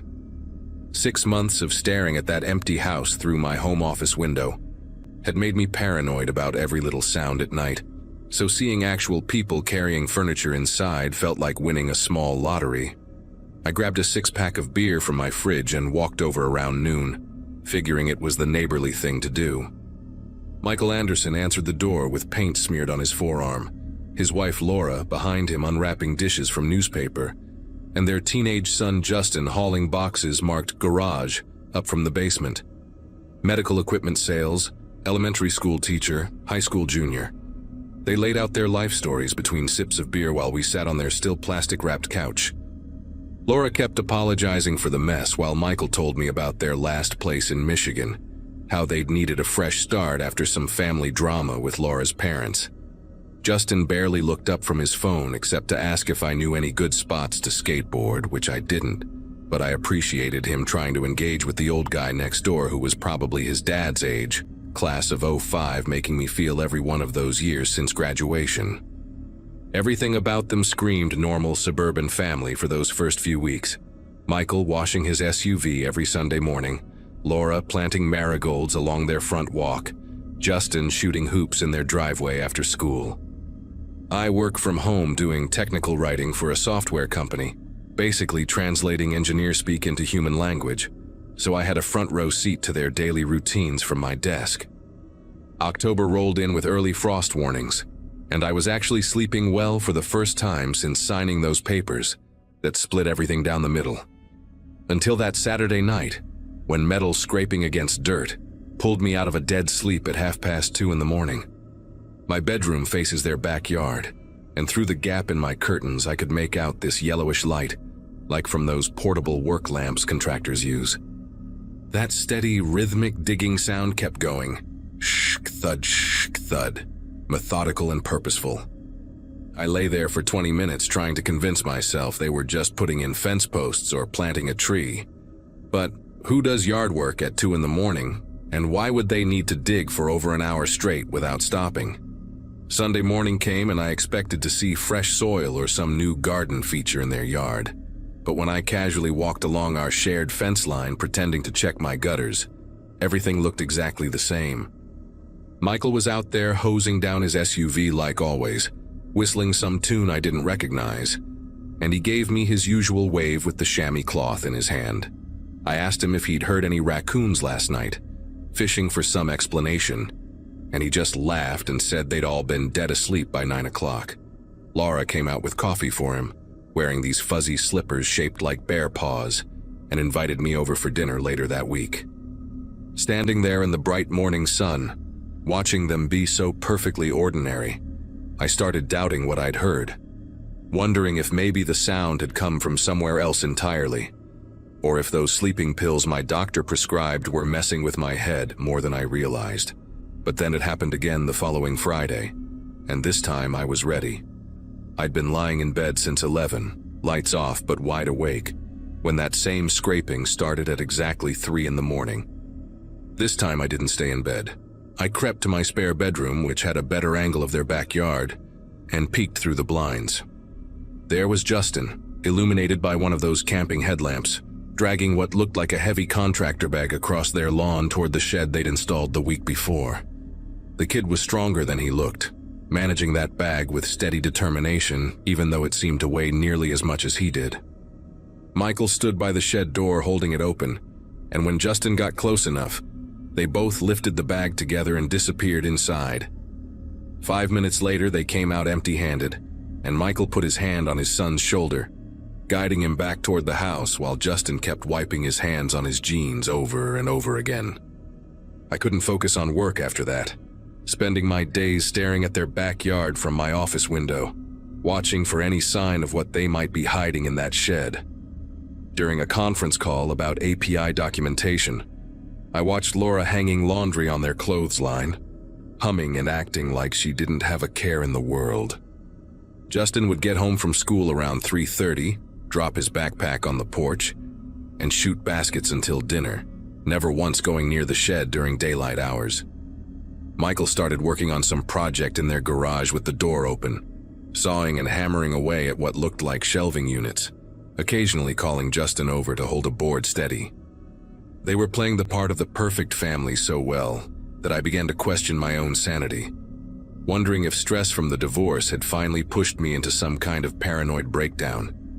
My ex-wife had always said I overthought everything, turned molehills into mountains, and maybe she'd been right all along.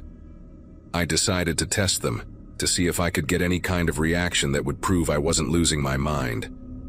That Wednesday, when Laura invited me for dinner, I accepted, showing up with a bottle of wine and my best attempt at normal conversation. Their house smelled like pot roast and fresh bread, with family photos covering every surface. Justin, at various ages, always with that same crooked smile.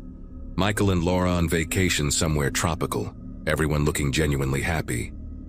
We ate at their dining room table while Justin talked about his history project on the Cold War, and Michael shared stories from his sales trips to rural hospitals. When I mentioned casually that I'd been having trouble sleeping lately, hearing strange noises at night, Laura's fork paused halfway to her mouth for just a second before she suggested I try chamomile tea. Michael jumped in immediately, talking about how the neighborhood had tons of wildlife, possums, raccoons, even a fox family that lived in the woods behind our street. Justin stayed quiet, pushing green beans around his plate, until his father asked him about basketball tryouts, and he launched into an enthusiastic recap of practice. After dinner, Michael offered to show me the shelving he'd been building in the garage, and I followed him out through their kitchen door, noticing how Laura's smile tightened when he suggested it. The garage was meticulously organized, tools hanging on pegboard in order of size, lumber stacked against the far wall with labels indicating length and type. Michael ran his hand along one of the shelves he'd finished, explaining his process for getting the joints perfectly flush, but I kept glancing toward the backyard, toward that shed sitting in the corner of their property like a secret wrapped in aluminum siding. I asked him what they kept in there, trying to sound casual, just making conversation, and he didn't miss a beat. Lawn equipment, holiday decorations, the usual suburban overflow that doesn't fit in the garage. He even offered to show me, started walking toward the door, but then Laura called from inside that Justin needed help with his math homework, and Michael apologized, said we'd have to do the tour another time.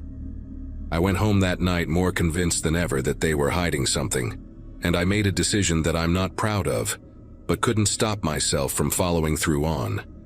I ordered one of those wildlife cameras online, the kind hunters use, with night vision and motion activation.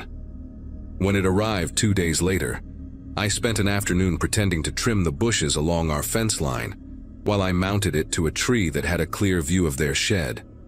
The camera was smaller than I expected, olive green plastic that blended into the bark, and I angled it just right to capture anyone approaching from their house. That first night I barely slept, checking my phone every hour for motion alerts, but nothing triggered it except a cat around midnight and what looked like a possum just before dawn. Friday came and went with no activity, Saturday too, and I started to wonder if they'd somehow noticed the camera, if they were waiting me out, playing some kind of psychological game where they knew I was watching and wanted to see how long I'd keep it up. Monday night changed everything, and I wish to God I'd never installed that camera, never looked at what it captured. The alert came through at 2:47 a.m., and when I opened the app on my phone, the infrared image showed all three of them in their backyard. But this time they weren't heading to the shed.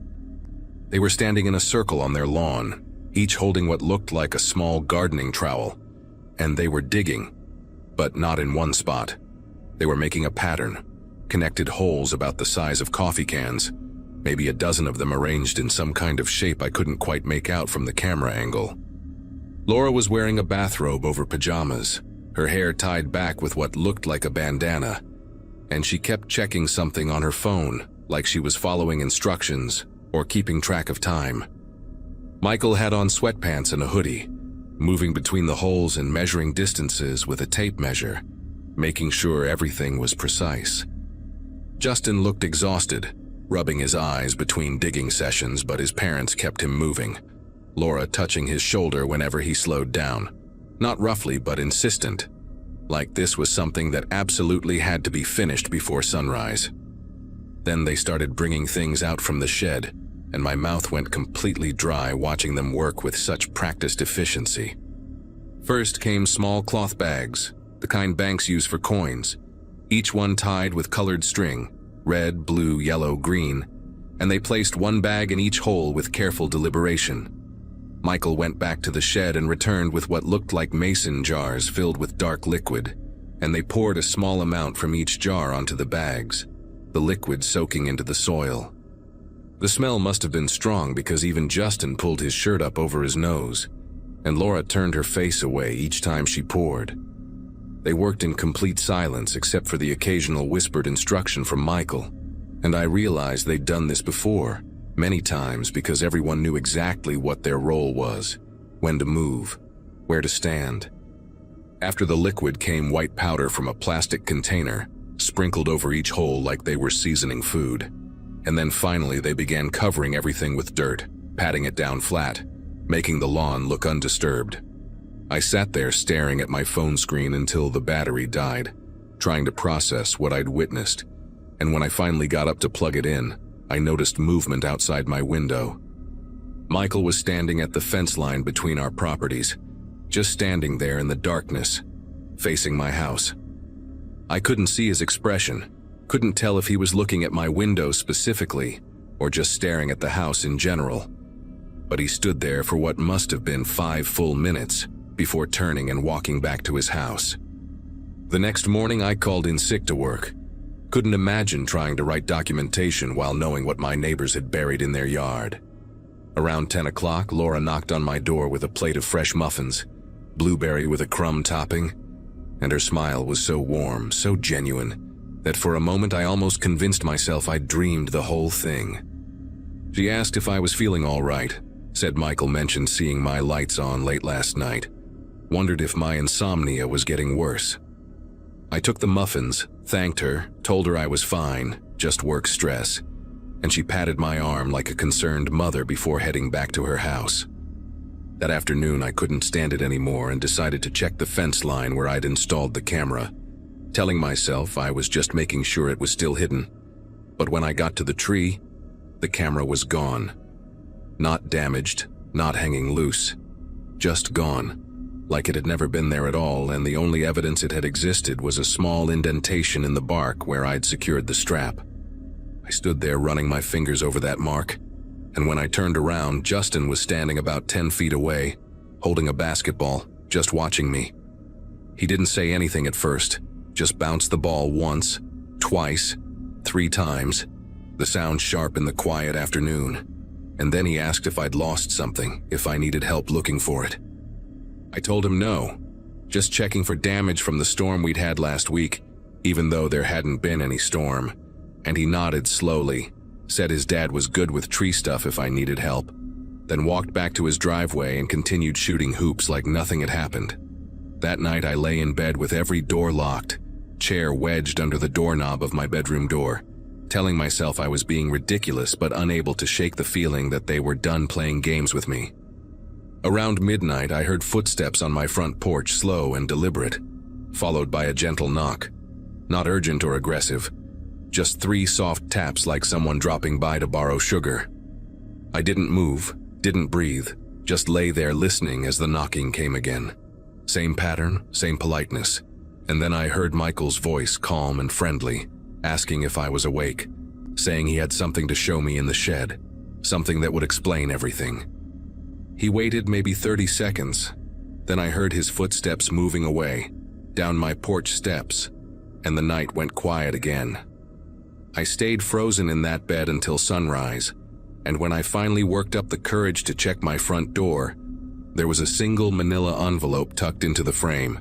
No name, no address, just sitting there waiting for me.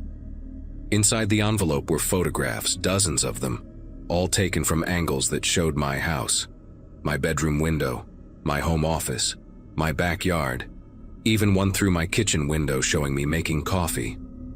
But the dates on the photos, the little timestamps in the corner, they were all from before the Andersons moved in, some going back months when the house was supposedly empty. The last photo in the stack showed me installing the camera on the tree, taken from behind, so close I could see the sweat stain on my shirt collar. On the back, someone had written in neat blue ink, "We were here first. We were always here. Stop looking or we'll have to stop being neighbors."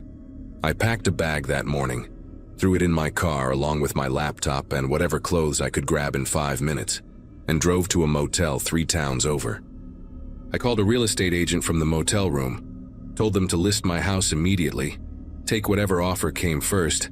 I didn't care about the money anymore. The house sold in 2 weeks to a cash buyer who waived inspection, which should have been my first red flag, but I was too relieved to care. I signed the papers electronically, never went back to collect the rest of my things, just had a moving company pack everything up and put it in storage. Started over in a different state, got a small apartment near downtown where there were always people around, always lights and noise and activity. For months I'd wake up at 3 in the morning, heart racing, waiting to hear that scraping sound, but it never came. Slowly I started to convince myself that maybe I'd misunderstood everything. Maybe they were just eccentric people with weird hobbies. Maybe the photos had been taken by a previous owner or some real estate company doing market research. Then about a year later, I was mindlessly scrolling through news articles when I saw it. A story about human remains being discovered in Pine Valley Road during construction of a new development. The house next to mine had been demolished, and when they started excavating for the foundation, they found bones, lots of them, some dating back decades. The article mentioned that the previous owners, a family of 3, had disappeared without a trace, leaving no forwarding address, no trail to follow. I still think about the Andersons sometimes, usually when I'm trying to fall asleep and the room is too quiet.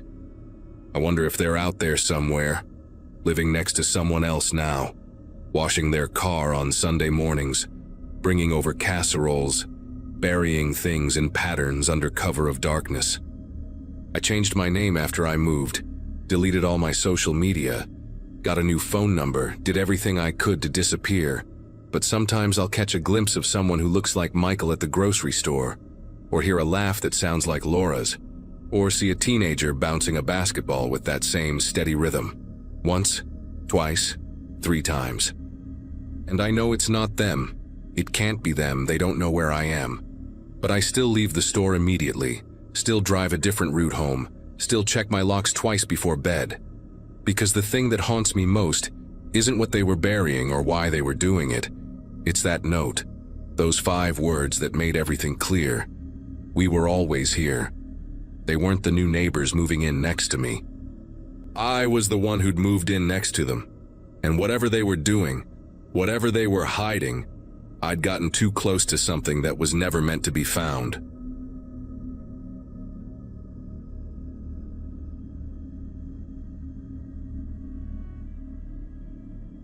There was a time when quiet meant safety to me.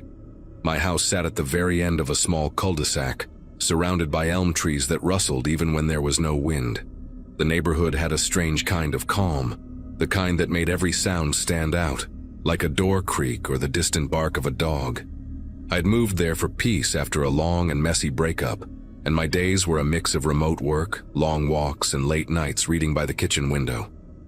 I barely knew anyone until the old man next door, Mr. Henry Lawson, started showing up with a basket of muffins or pie every few days. He had that gentle, old-fashioned politeness that made me think of another era.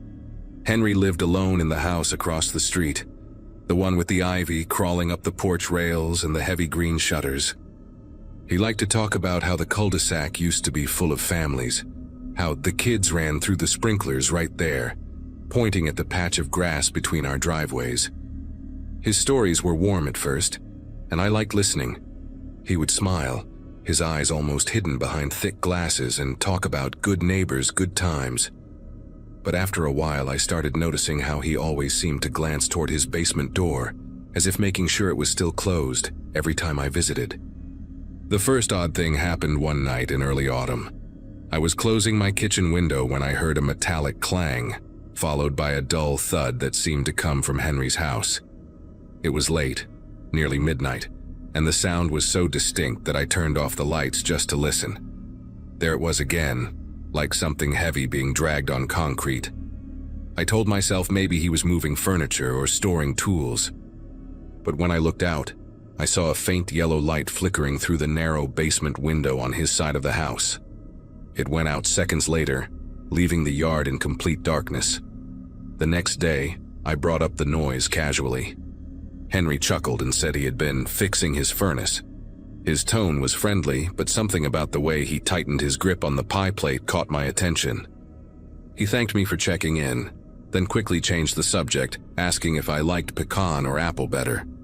I noticed his hands were rough, like someone who still did heavy work despite his age. When he walked me to the door, he locked it right after I stepped out. I heard the click before I even reached the gate. At the time, I laughed it off as an old man's habit, but that sound of the lock turning stayed in my mind longer than I wanted to admit. A few evenings later, I was walking back from the mailbox when I saw Henry outside, kneeling beside his garden shed.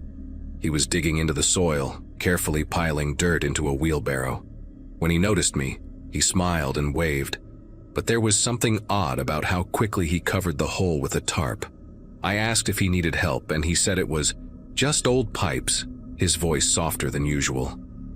Behind him, the basement door stood wide open for the first time, and I caught a glimpse of stairs leading down into dim light. A chill went through me, not fear exactly, but a sense that I had stepped too close to something private. Later that night, it started again. Scraping, slow and rhythmic, followed by what sounded like muffled voices. I pressed my ear against the wall that faced his house and waited. For a moment, there was nothing, and then 3 sharp knocks echoed through the quiet like someone hitting metal. I nearly called the police, but stopped myself. How would that sound? My neighbor's basement is making noises? It felt ridiculous. So I sat there, lights off, watching that same narrow basement window glow faintly again. The light swayed as if someone was walking with a lantern. Curiosity eventually got the better of me. The next afternoon, I made a reason to visit, returning his pie dish. He invited me in, cheerful as always, and I immediately noticed how cold the house was. It smelled faintly of bleach and old paper. We talked in the kitchen for a while until he excused himself to check something downstairs. I waited until I heard the lock click behind him before stepping quietly toward the hallway. The basement door was heavy, reinforced with a thick padlock that looked newer than the rest of the house. Beside the door, an old framed photograph caught my attention. Several people standing on the same street, all smiling. I recognized none of them except Henry, decades younger, standing right where my house would be built years later. That night, I searched for the street name online, just out of curiosity. What I found made my heart pound.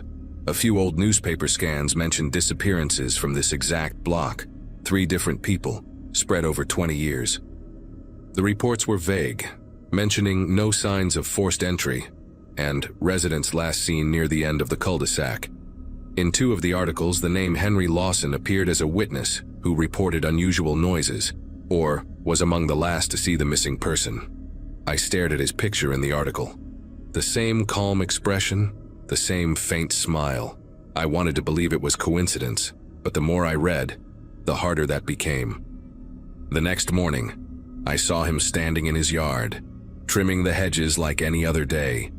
The normalcy of it unsettled me. I could not stop thinking about those articles.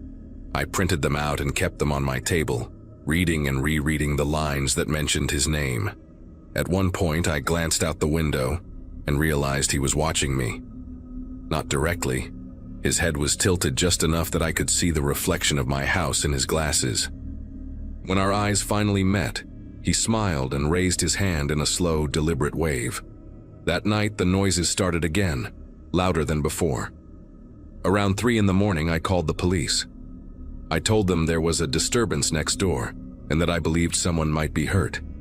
They came within 20 minutes, 2 officers walking up his driveway with flashlights. I watched from my window as Henry opened the door in his robe, calm as ever. They talked for a few minutes. Then one of the officers laughed at something he said. After a short look around the backyard, they left. Henry stood there for a while after they were gone, just staring at my window before slowly going back inside. The next day, a pie tin sat on my porch filled with cookies and a small note that read, "No hard feelings, neighbor." I barely slept that week. I packed a small bag and decided to stay with a friend across town for a few days. But before leaving, I felt compelled to check something. The old police reports had mentioned a storm drain that connected several properties on our street, one entrance behind Henry's shed. I went out early that morning and walked around to the back of his fence.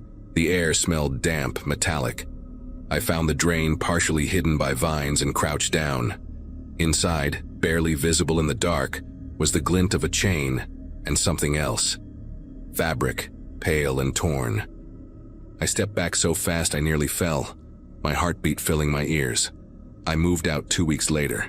The house sold quicker than I expected, and I never went back to that neighborhood. I did call the police again, anonymously this time, and told them about the drain. Whether they ever looked into it, I will never know. Every now and then I search Henry Lawson's name online. Nothing new ever comes up. But sometimes when the nights are too quiet, I catch myself listening, waiting for that faint metallic sound that used to echo from his basement, the one that told me I was never really alone on that street.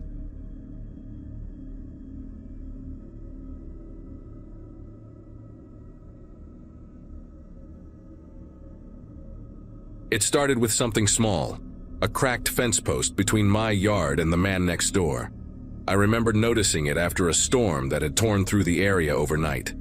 The wooden panels leaned slightly toward my side, and when I mentioned it to him, he said it was probably my fault for letting my shrubs grow too close. His name was Howard, a retired mechanic who spent most of his days sitting on his porch with a can of beer. We weren't friends, but I had always tried to be polite. Until that day, we had never exchanged more than a few neighborly words. At first, I figured our little argument would blow over. People get touchy about property lines. I offered to split the cost of repairs, but he just walked away mid-sentence, muttering something I couldn't catch. A week later, I noticed he'd parked his old truck in a way that blocked part of my driveway. The next morning, there were dead potted plants tossed onto my lawn, their roots exposed, soil scattered like ashes. I didn't have proof it was him, but who else would do something like that? Things kept escalating in quiet, unsettling ways. The motion light above my garage started flickering every night, always around the same hour. I replaced the bulb, checked the wiring. It wasn't that. One evening, I caught him standing on his porch, staring straight at my kitchen window while I washed dishes. He didn't look away, didn't move, just stood there with this blank expression, his beer can resting against the railing. It wasn't rage on his face or even amusement. It was emptiness, like he was waiting for something. That's when I decided to call the city and report him for harassment and illegal dumping. I didn't want to, but I was tired of feeling watched. The officer I spoke to said they'd send someone by to talk to him. For a couple of days, things were quiet. Then one night, the power went out across the whole block. I thought it was just another outage, until I saw a faint shape near the fence line, standing perfectly still, right inside my backyard. At first, I thought my eyes were playing tricks on me. The moonlight barely reached the backyard, but I could see enough to make out the outline of someone near the fence. I stood still by the window, hoping maybe it was a tree or a shadow from a neighbor's yard. Then it moved, slowly, deliberately, closer to the house. My heart pounded so hard I could hear it echoing in my ears. I didn't grab my phone right away because I didn't want to draw attention with the light. I just stayed there, watching, trying to convince myself it wasn't what it looked like. The figure stepped under the porch light, and even though the power was out, there was just enough glow from a nearby street lamp to see the jacket. It was Howard's. That same faded denim jacket he wore every day, the one with oil stains on the sleeves. He wasn't holding a flashlight. He wasn't holding anything. He was just standing there, facing the back door like he was waiting for it to open. I crouched down behind the counter, clutching my house keys so tightly they left marks in my hand. After what felt like forever, he turned toward the side gate. I heard the latch rattle, but it didn't open. I realized I had locked it earlier that evening. Thank God. Then came the sound of footsteps circling the side of the house, slow and dragging. My dog, Benny, started whining from under the table. He never barked, just whimpered, like he knew we weren't supposed to make a sound. I stayed crouched there, counting the seconds between each step until everything went silent again. Minutes later, the hum of the refrigerator kicked back in. The power had returned. The light flickered on, and I ran to the front window to see if he was still outside. The porch was empty. His truck was gone. But something caught my eye near the curb. A trail of wet footprints leading from my backyard to the street, faint but visible under the lamplight. I didn't sleep that night. Every sound felt sharper, every creak louder, and I kept picturing that jacket in the dark. The next morning, I went outside and found that part of the fence had been pushed inward again, this time splintered at the base. A muddy boot print sat right beside it. I took photos and called the police, but by the time they arrived, the prints had mostly dried, and they said there wasn't enough to go on. One of the officers knocked on Howard's door, but no one answered. His truck wasn't there either. They told me to call if he came back, though they didn't sound convinced it was serious. Maybe they deal with too many neighbor disputes to see when one is different. Over the next few days, I barely left the house. Every creak from the porch made me tense up. I started keeping a flashlight and a kitchen knife near the bed, just in case. Then, one afternoon, a city inspector came by to confirm the harassment complaint I had filed. He said Howard had been issued a warning notice but hadn't been seen at his address since. Apparently, the house belonged to his brother, who told them Howard had moved out suddenly and left most of his belongings behind. I asked if that included his truck. The inspector said no. There was no truck in the driveway when they went by. For a while, things actually went quiet. The lights stayed steady, the fence untouched. I even started sleeping better. But about 2 weeks later, a small brown package showed up on my doorstep. No return address, no label. Inside was a single photo, printed on cheap glossy paper. It was a picture of my backyard, taken from outside the fence in the dark. The back door was open, and I was standing in the kitchen facing away from the camera. I called the police again, but they couldn't trace where the package came from. They suggested maybe it was a prank and that I should install security cameras. I did. For months, nothing happened. No one appeared, no more packages. Still, Every time the power flickers or the motion light clicks on, I find myself staring through that same window, expecting to see a figure in a denim jacket standing by the fence, waiting for me to step outside.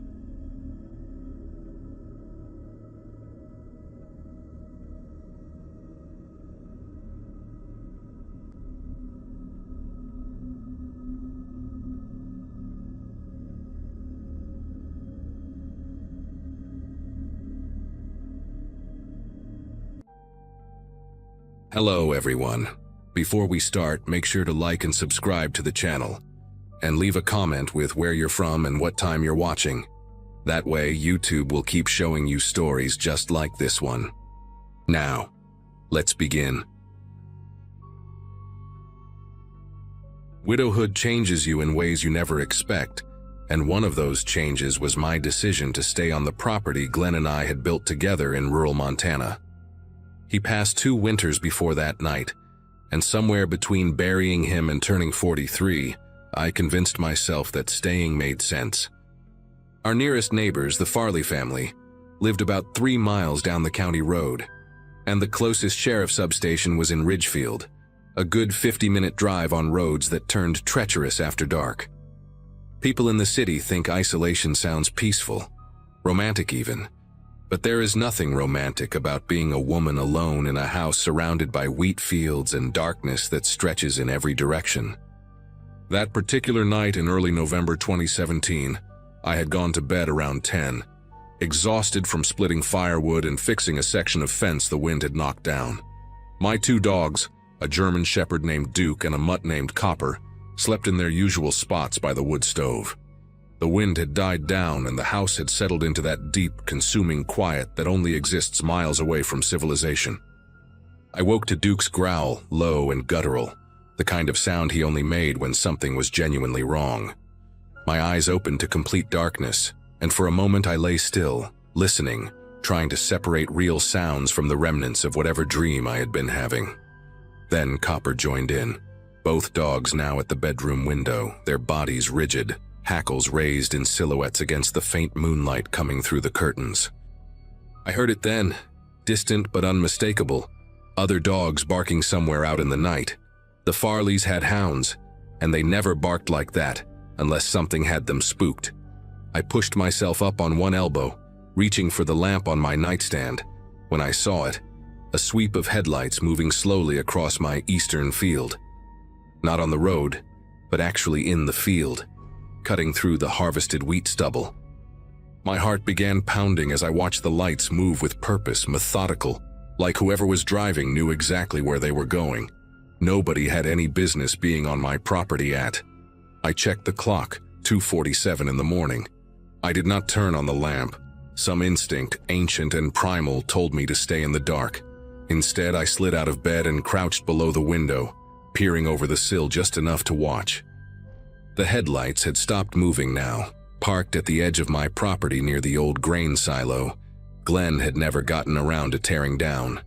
Then they went dark. For a long moment, nothing happened, just the dogs growling and the distant sound of the Farley hounds still going wild. Then I saw a second set of headlights appear, coming from the opposite direction, from the west where the old logging road cut through the tree line. These lights also moved slowly, deliberately, and they also stopped at the perimeter of my property before going dark. My mouth went dry. I reached for my phone on the nightstand, my fingers finding it in the darkness, and I pressed the power button. The screen lit up and I immediately dimmed it, shielding the glow with my body. No signal. There was never good signal out here, but sometimes I could get 1 bar near the kitchen window. I moved through the house without turning on any lights, Duke and Copper following close behind me, their nails clicking softly on the hardwood floors. When I reached the kitchen, I pressed myself against the wall beside the window that faced the front yard and the long gravel driveway that connected my property to the county road. What I saw made my legs go weak. A third vehicle was parked at the end of my driveway, its headlights also off, just a dark shape against the slightly lighter darkness of the sky. They had surrounded the house. 3 vehicles, positioned at 3 different points, and all of them had known exactly where to stop. exactly how to approach without being seen from the road.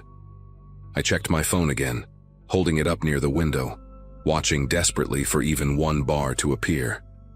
Nothing. I thought about the landline in the living room, the old rotary phone Glenn had insisted on keeping because cell service was so unreliable. I started moving toward it, staying low, when I heard something that stopped me cold, the distinct sound of a radio crackling somewhere outside, followed by a man's voice too quiet to make out the words, but close enough to hear the tone. I crawled to the living room, my knees scraping against the rug Glenn's mother had given us as a wedding gift. The rotary phone sat on the small table by the couch, and I lifted the receiver as quietly as I could, pressing it to my ear. Dead silence. No dial tone, nothing. They had cut the line. These were not drunk teenagers or lost hunters. These were people who had planned this, who knew that cutting the phone line would leave me stranded, who understood that by the time anyone realized something was wrong, it would be far too late. I set the receiver down and pressed my back against the couch, trying to think. Glenn's shotgun was in the bedroom closet, a 12-gauge Remington he had taught me to use for coyotes that sometimes went after the chickens.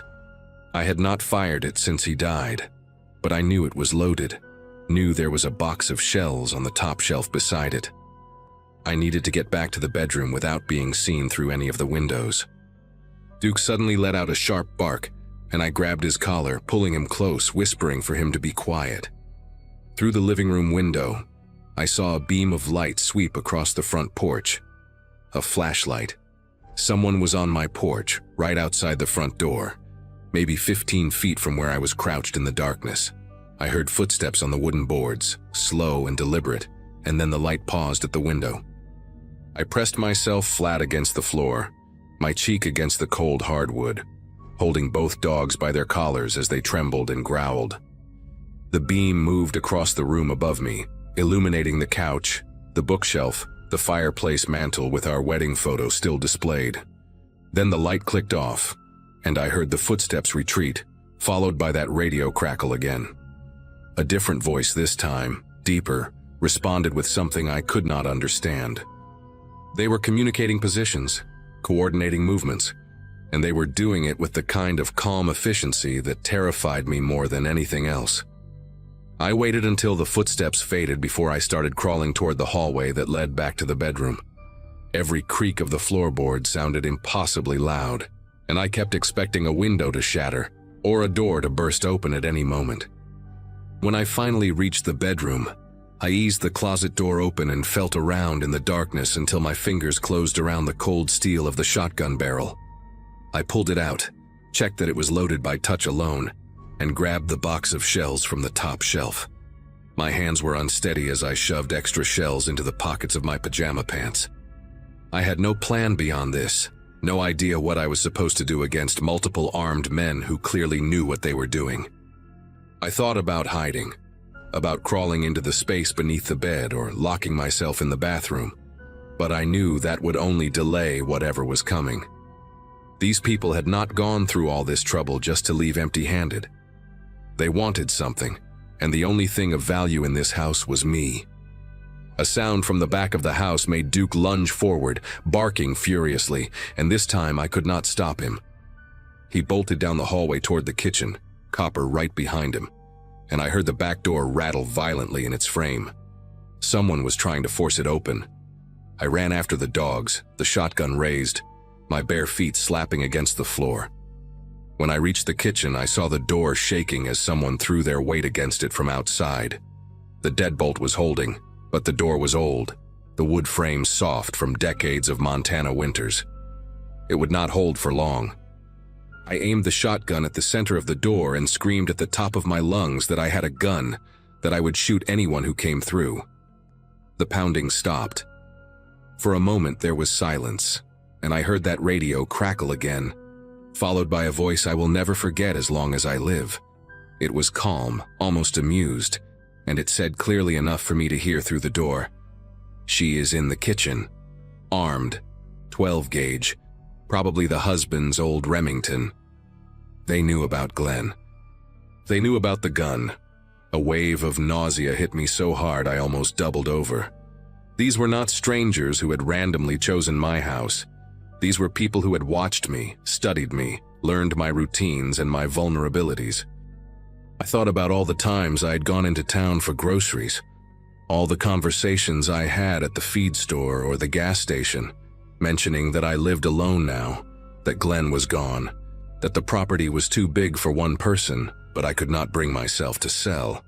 I had told strangers my entire situation without ever thinking twice. The voice outside spoke again, this time directed at me. "Mrs. Hartley, we know you are alone. We know the nearest deputy is 47 minutes away on a good night, and the roads are icy. We know your cell phone does not work out here. We have done this before, and it always goes easier when people cooperate." The casual way he listed these facts, like he was reading from a checklist, made me realize how carefully they had planned everything. They had probably watched the house for weeks, maybe months, noting when I went to bed, when I woke up, which lights I turned on and when I turned them off. I backed away from the door, the shotgun still raised, my mind racing through options that all seemed hopeless. The windows were old single-pane glass, easy to break. The doors were solid, but the frames were weak. Even if I shot one of them, there were others, and they would be through the house before I could reload. Then I remembered something, the root cellar. Glenn had dug it himself the second year we lived here, an underground space beneath the kitchen accessible through a trap door hidden under the rug by the pantry. He had installed a heavy steel door at the bottom of the stairs, paranoid about tornadoes even though they were rare this far north. The cellar had supplies, canned food, water, a battery-powered radio, and most importantly, it had a lock that could only be opened from the inside. If I could get down there with the dogs, I could wait them out. Eventually, someone would notice I was missing. Eventually, help would come. It was not a good plan, but it was the only plan I had, and I was running out of time. I moved quickly, pulling back the rug with one hand while keeping the shotgun ready with the other. The trapdoor was right where it had always been, the iron ring handle cold against my palm. I yanked it open and whistled for the dogs, and Duke understood immediately, bounding down the wooden stairs into the darkness below. Copper hesitated, confused, and I had to grab him by the collar and practically shove him through the opening. I was halfway down the stairs myself when I heard glass shatter somewhere in the house, followed by heavy footsteps and voices calling out to each other. They were inside. I pulled the trapdoor shut above me, fumbling in the darkness for the steel door at the bottom of the stairs. My fingers found the handle, and I pulled it closed just as I heard footsteps in the kitchen directly above me. The lock was a heavy deadbolt, the kind you would find on a commercial door, and it slid into place with a solid thunk that echoed in the small concrete room. I pressed my back against the cold wall, both dogs huddled against my legs, and I listened to the sounds of my home being torn apart above me. Cabinets slamming, furniture being overturned, and then footsteps directly over the trapdoor, followed by the sound of someone pulling at the handle. A voice, the same calm voice from before, called down through the floor. "Mrs. Hartley, that is a very old door. We have tools, we have time. The choice is yours." I did not answer. I sat in the darkness with my shotgun aimed at the steel door. My dogs pressed against me, and I waited. I heard drilling, prying, the sound of metal scraping against metal. It went on for what felt like hours, but was probably only 40 minutes. Then, suddenly, it stopped. I heard voices arguing, urgent now, the calm tone gone. A vehicle engine started somewhere outside, then another. Through the concrete walls, I heard tires on gravel moving fast, moving away. I did not move from that cellar until sunlight began to creep through the small ventilation grate near the ceiling. When I finally climbed out, my house was destroyed. Every drawer emptied, every closet ransacked, furniture overturned and broken. But I was alive. The sheriff found me sitting on my front porch with the shotgun across my lap, and I told him everything. He listened with the expression I could not read, then told me there had been 3 other home invasions in the county over the past 2 years, all isolated properties, all women living alone. 2 of those women were never seen again. They never caught the men who did it. I sold the property 6 weeks later and moved to Bozeman, where I can see my neighbors' houses from my kitchen window. I still do not sleep through the night. I still wake up at 2:47 in the morning, listening for dogs barking in the distance, waiting for headlights to sweep across a field that no longer exists outside my window.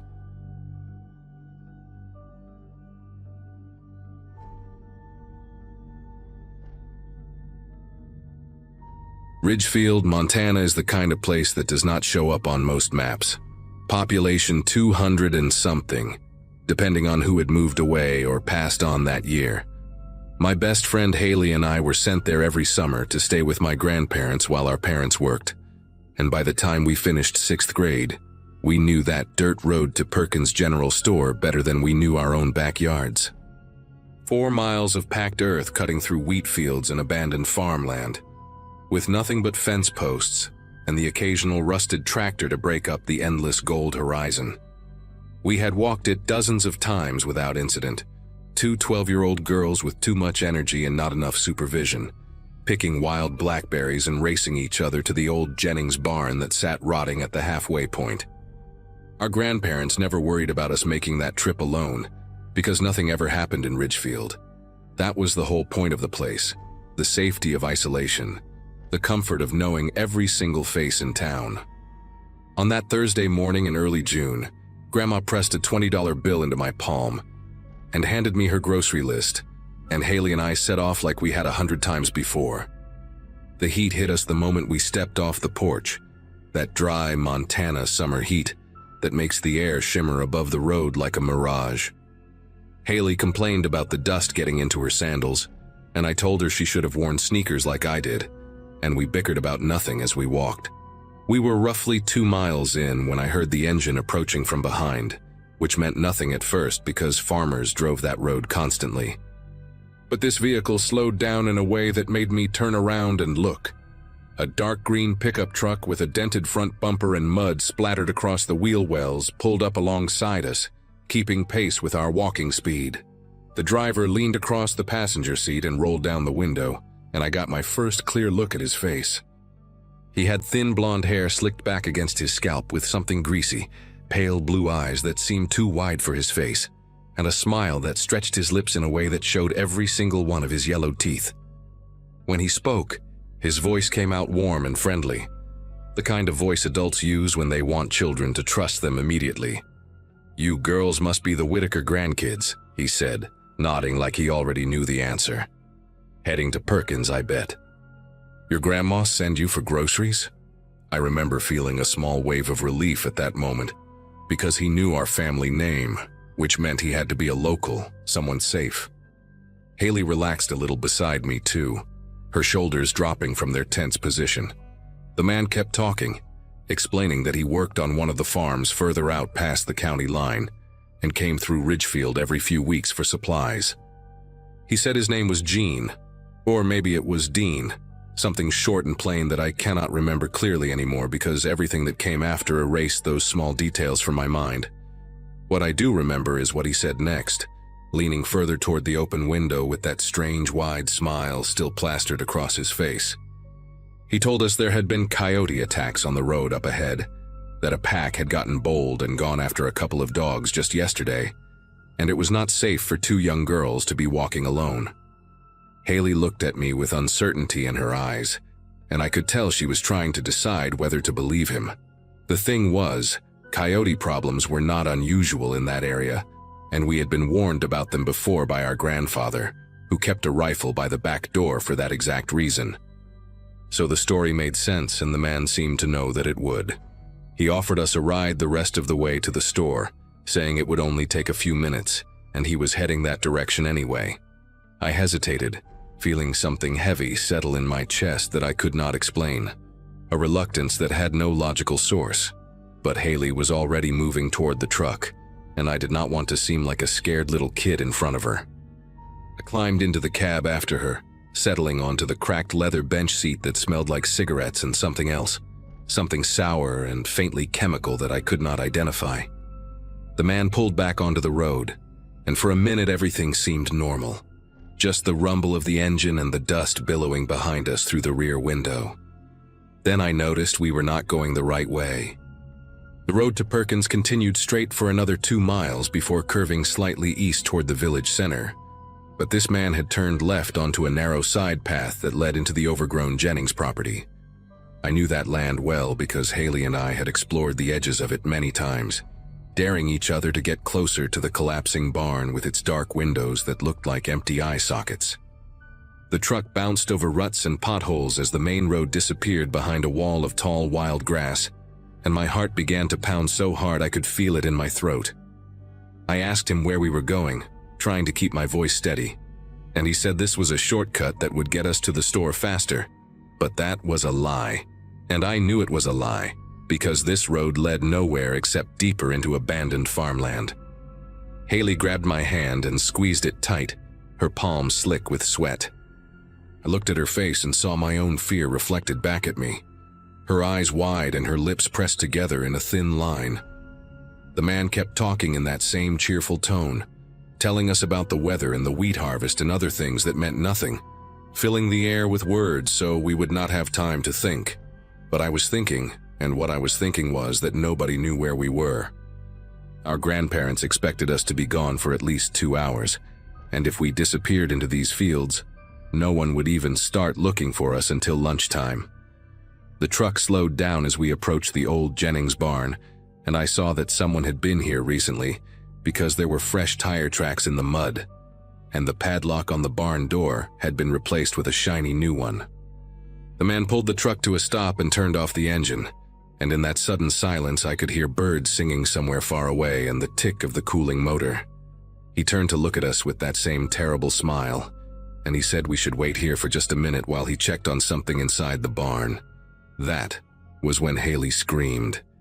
It was not a word or a call for help, just a raw animal sound of pure terror that seemed to unlock something in both of us. She yanked the door handle and threw herself out of the truck before I even understood what was happening, and I followed her a half-second later, my feet hitting the ground hard enough to send a jolt of pain up through my ankles. The man shouted something behind us, his friendly voice gone sharp and ugly, but I did not turn around to see if he was chasing us. We ran into the tall grass, pushing through stalks that whipped against our faces and arms, our breath coming in ragged gasps. I could hear Haley somewhere to my left, crashing through the vegetation, and I angled toward the sound of her footsteps. The grass was so high that I could not see more than a few feet in any direction, and I kept expecting to feel a hand close around my arm or my hair at any moment. My lungs burned and my legs ached, but I did not slow down, could not slow down, because somewhere behind us was a man who had taken us to an abandoned barn in the middle of nowhere, and I knew with absolute certainty what that meant. We ran until the grass thinned out and gave way to a plowed field, the dirt soft and uneven beneath our feet. I stumbled twice and caught myself with my hands, scraping my palms raw against rocks and dry clods of earth. Haley was crying now, loud hiccuping sobs that she could not control, and I grabbed her wrist and pulled her along because we could not stop yet. In the distance, I could see a farmhouse with a red roof and a weather vane shaped like a rooster, and I pointed toward it and told Haley to keep going. My whole body was shaking, not just my hands but my legs and my jaw and something deep inside my chest that would not stop trembling no matter how hard I tried to control it. We crossed what felt like miles of open field, exposed and vulnerable under that bright blue sky, before we finally reached the farmhouse and I started pounding on the door with both fists. A woman in her 60s opened it, flour on her apron and confusion on her face, and I tried to explain what had happened, but the words came out jumbled and desperate, and I could see that she did not understand. Her name was Loretta Grimes, and she sat us down at her kitchen table and gave us glasses of water while she called our grandparents. Haley could not stop crying, her whole body shaking with sobs that seemed to come from somewhere deep inside her, and I held her hand across the table while I tried to answer Loretta's questions. I told her about the man in the green truck, about the lie he told us about coyotes, about the turn onto the side road and the barn with the new padlock. Loretta's face went pale as I spoke, and she picked up the phone again to call the sheriff's office in the next town over. My grandfather arrived 20 minutes later, his face a mask of fear and fury that I had never seen before, and he wrapped both of us in his arms so tight I could barely breathe. The sheriff's deputy showed up an hour after that, a young man with a notepad who wrote down everything I said and nodded seriously but did not seem particularly alarmed.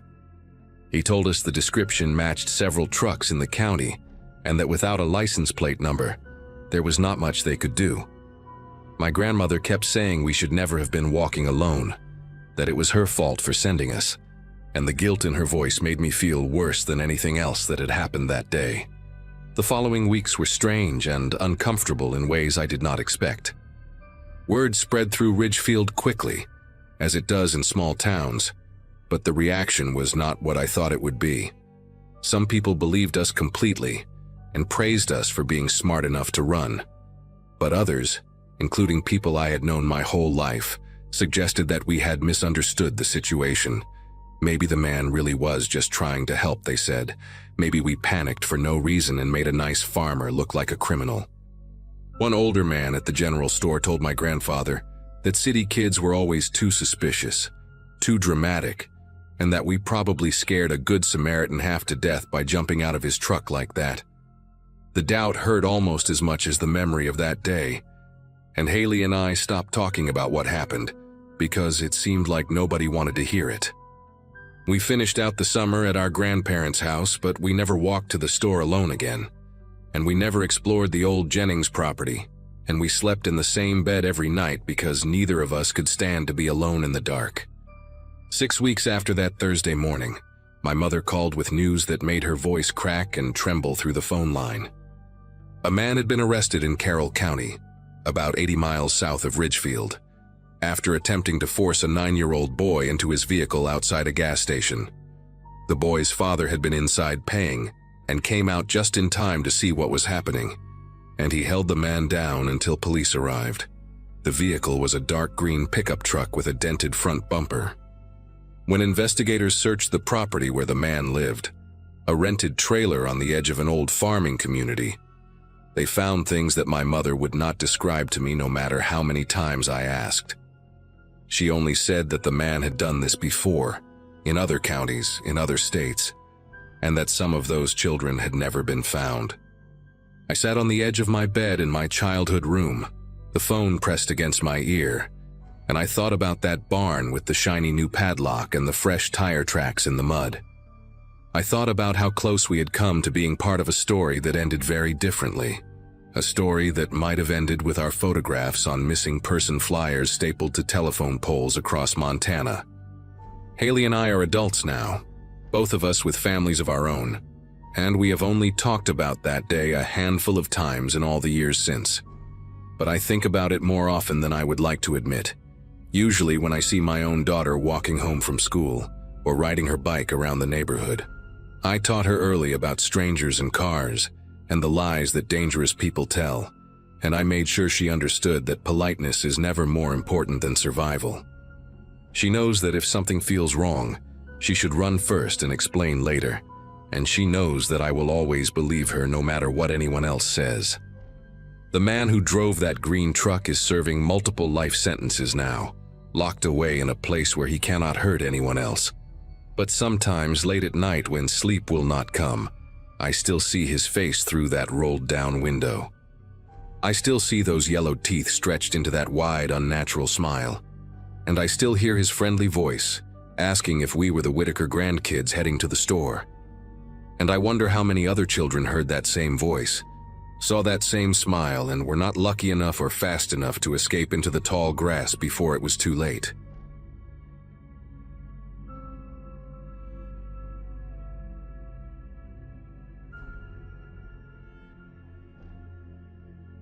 My cousin got me the job at the grain facility out near Harlow County, about 40 minutes from the nearest town with a stoplight. He worked for the agricultural company that owned the place and said they needed someone to cover night shifts for a few weeks, while their regular guy recovered from back surgery. Simple work, he promised. Walk the perimeter twice a night, log any delivery trucks that came through, check the temperature gauges on the storage bays, and make sure nobody was messing around on the property. The pay was decent for what amounted to sitting in a small office trailer and reading most of the night. I had just finished my teaching certification and was waiting for the school district to finalize my contract for the fall semester, so the timing worked out. My girlfriend thought I was crazy for taking a job in the middle of nowhere, but we needed the money, and 6 weeks of overnight shifts seemed like easy cash. The facility itself sat on about 15 acres of flat land surrounded by cornfields on 3 sides and a county road on the 4th. There were 6 massive grain silos, a long metal warehouse for equipment storage, and 3 smaller storage bays used for overflow during harvest season. The office trailer where I spent most of my time was positioned near the front gate, close enough to the road that I could see headlights coming from a mile away. My first 3 shifts were exactly what my cousin described. Boring in the best way possible. I did my rounds at midnight and again at 4 in the morning, wrote down a whole lot of nothing in the logbook, and spent the rest of my time grading practice tests I had created for the class I would be teaching in September. The only company I had was the security cameras, 8 of them total, feeding grainy black and white footage to a monitor that looked like it belonged in the 90s. The night sounds out there took some getting used to. The grain settling in the silos made these deep groaning noises, and the wind coming across the fields would rattle the metal siding on the warehouse something fierce. It was my 4th shift when I noticed the first thing that seemed wrong. During my midnight round, I walked past Storage Bay 2, one of the smaller units used for equipment and spare parts, and saw fresh tire tracks in the gravel leading up to the roll-up door. Now that door was supposed to stay locked, and according to the schedule my cousin had given me, no deliveries were expected until the following Tuesday. I checked the lock and it was secure, so I figured maybe someone from the day crew had pulled up there earlier and I just had not noticed the tracks before. I wrote it down in the logbook anyway, the way I was supposed to, and finished my round without thinking much more about it. But when I came back around at 4 in the morning, I noticed something else. There was a dark stain on the concrete pad right outside the bay door, maybe 2 feet wide, like someone had spilled something and tried to wash it away. The edges were still wet. I crouched down and touched it, and my fingers came up with this faint pinkish color. Looked diluted, like whatever it was had been hosed down but not completely cleaned. I stood there for a while trying to come up with an explanation that made sense.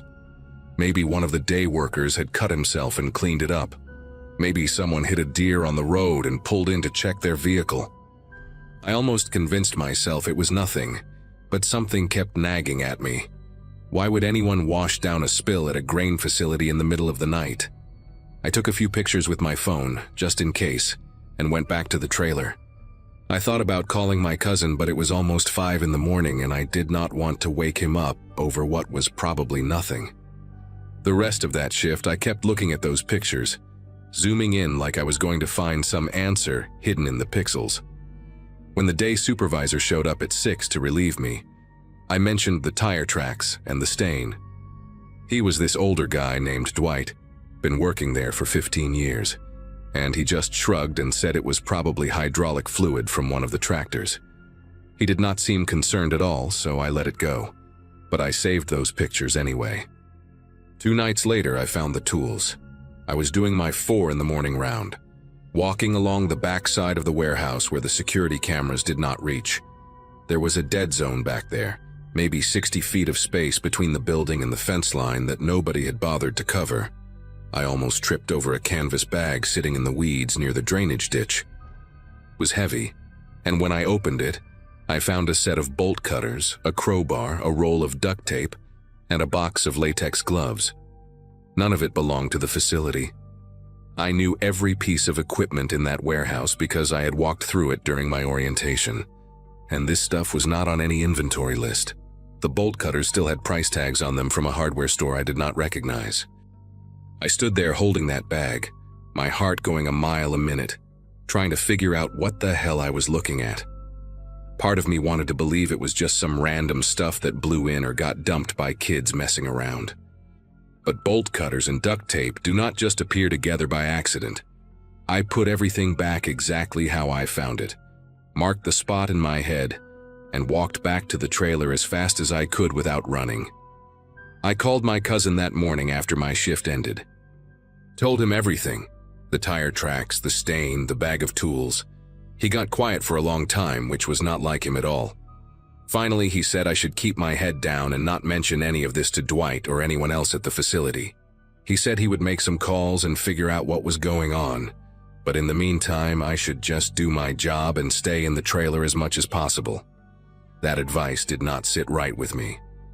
I asked him what he thought was happening, and he just said some of the storage bays got leased out to third parties, and he did not always know what they were being used for. The way he said it made me feel like he knew more than he was telling me. I barely slept that day. I lay in bed at my apartment staring at the ceiling, running through every possible scenario. Drug storage maybe, stolen merchandise. I even thought about human trafficking, but that seemed too extreme, too much like something from a documentary. By the time I drove back out to the facility that evening for my next shift, I had almost talked myself into quitting. But I needed that money, and I kept telling myself I was probably overreacting to a bunch of coincidences. That night changed everything. I got to the facility around 9, same as always, and Dwight handed off the keys without much conversation. He seemed tired, distracted, and he left quicker than usual. I settled into the trailer, made some coffee, and started going through my lesson plans. Around 11, I noticed headlights on the security monitor, a truck coming down the access road from the back of the property, not from the main county road where deliveries usually came.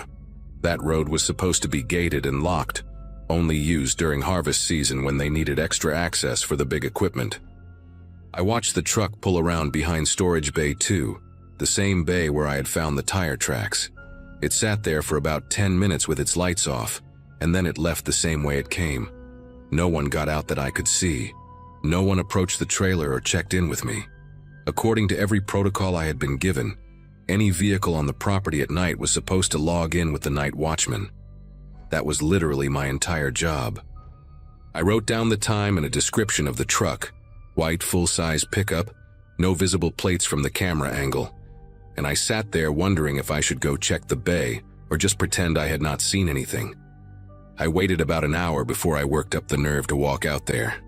The night was warm and still, no wind for once, and the silence felt heavier than usual. I took my flashlight and walked the long way around, staying close to the silos where I could duck out of sight if I needed to. When I got to Storage Bay 2, I noticed the padlock was different. The old one had been brass, weathered and scratched up from years of use. This one was silver, brand new, with a black rubber coating around the shackle. Someone had changed the lock. I put my ear against the roll-up door. I know that sounds stupid, like something from a movie, but I did not know what else to do. And I heard nothing at first. Just the metal ticking as it cooled down from the day's heat.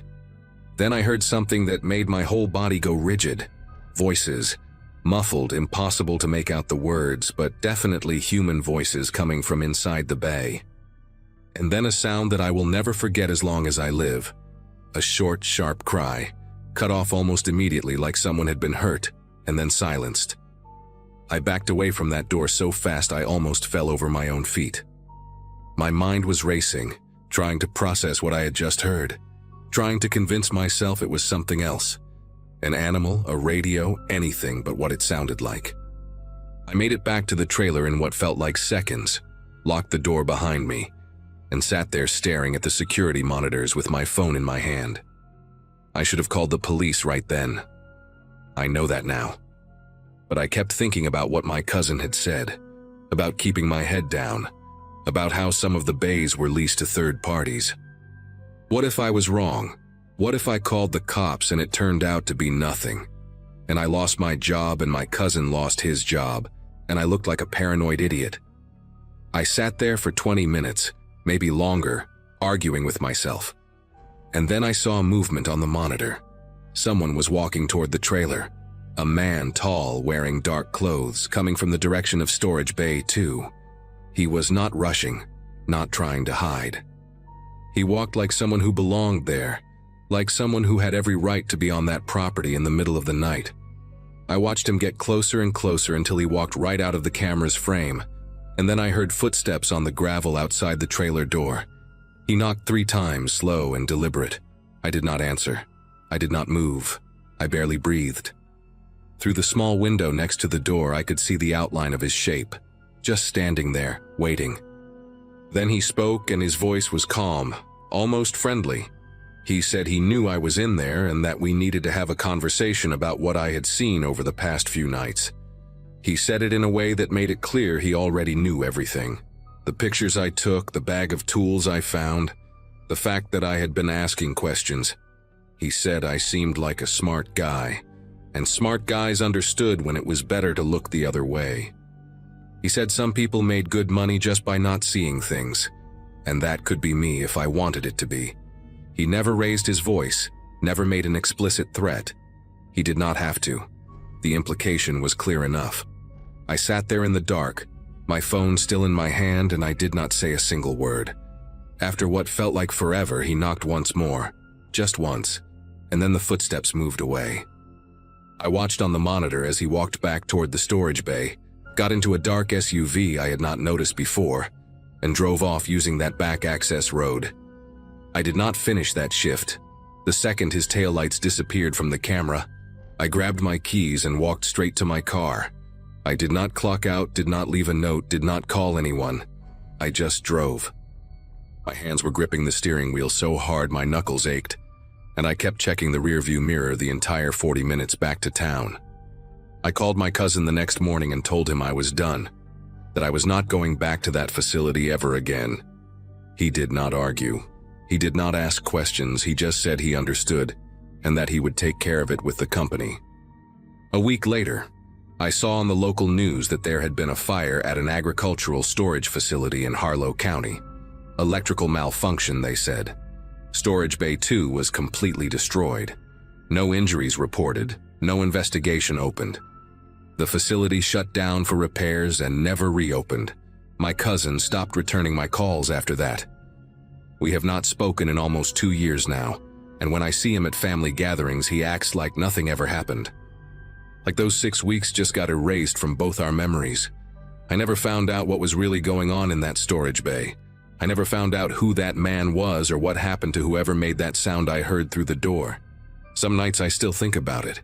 Lying awake at 3 in the morning, running through everything I should have done differently. I should have called the police that first night when I found the stain. I should have trusted my gut instead of listening to my cousin. I should have done something instead of just running away, but I did not, and now I have to live with that. The teaching job came through a few weeks after everything happened, and I threw myself into work, tried to move on, tried to convince myself that whatever was happening at that facility was not my problem anymore. But every now and then, I will be driving at night and I will pass some industrial building sitting alone in the dark, lights off, nothing moving, and I will feel this cold twist in my chest. Because I know now that there are places like that everywhere. Places where things happen that nobody talks about, and there are people whose job it is to make sure nobody ever finds out. I was almost one of those people. Sometimes I wonder if the only reason I am still here, still able to tell this story, is because I was smart enough to stay quiet and scared enough to run. And I do not know which part of that bothers me more.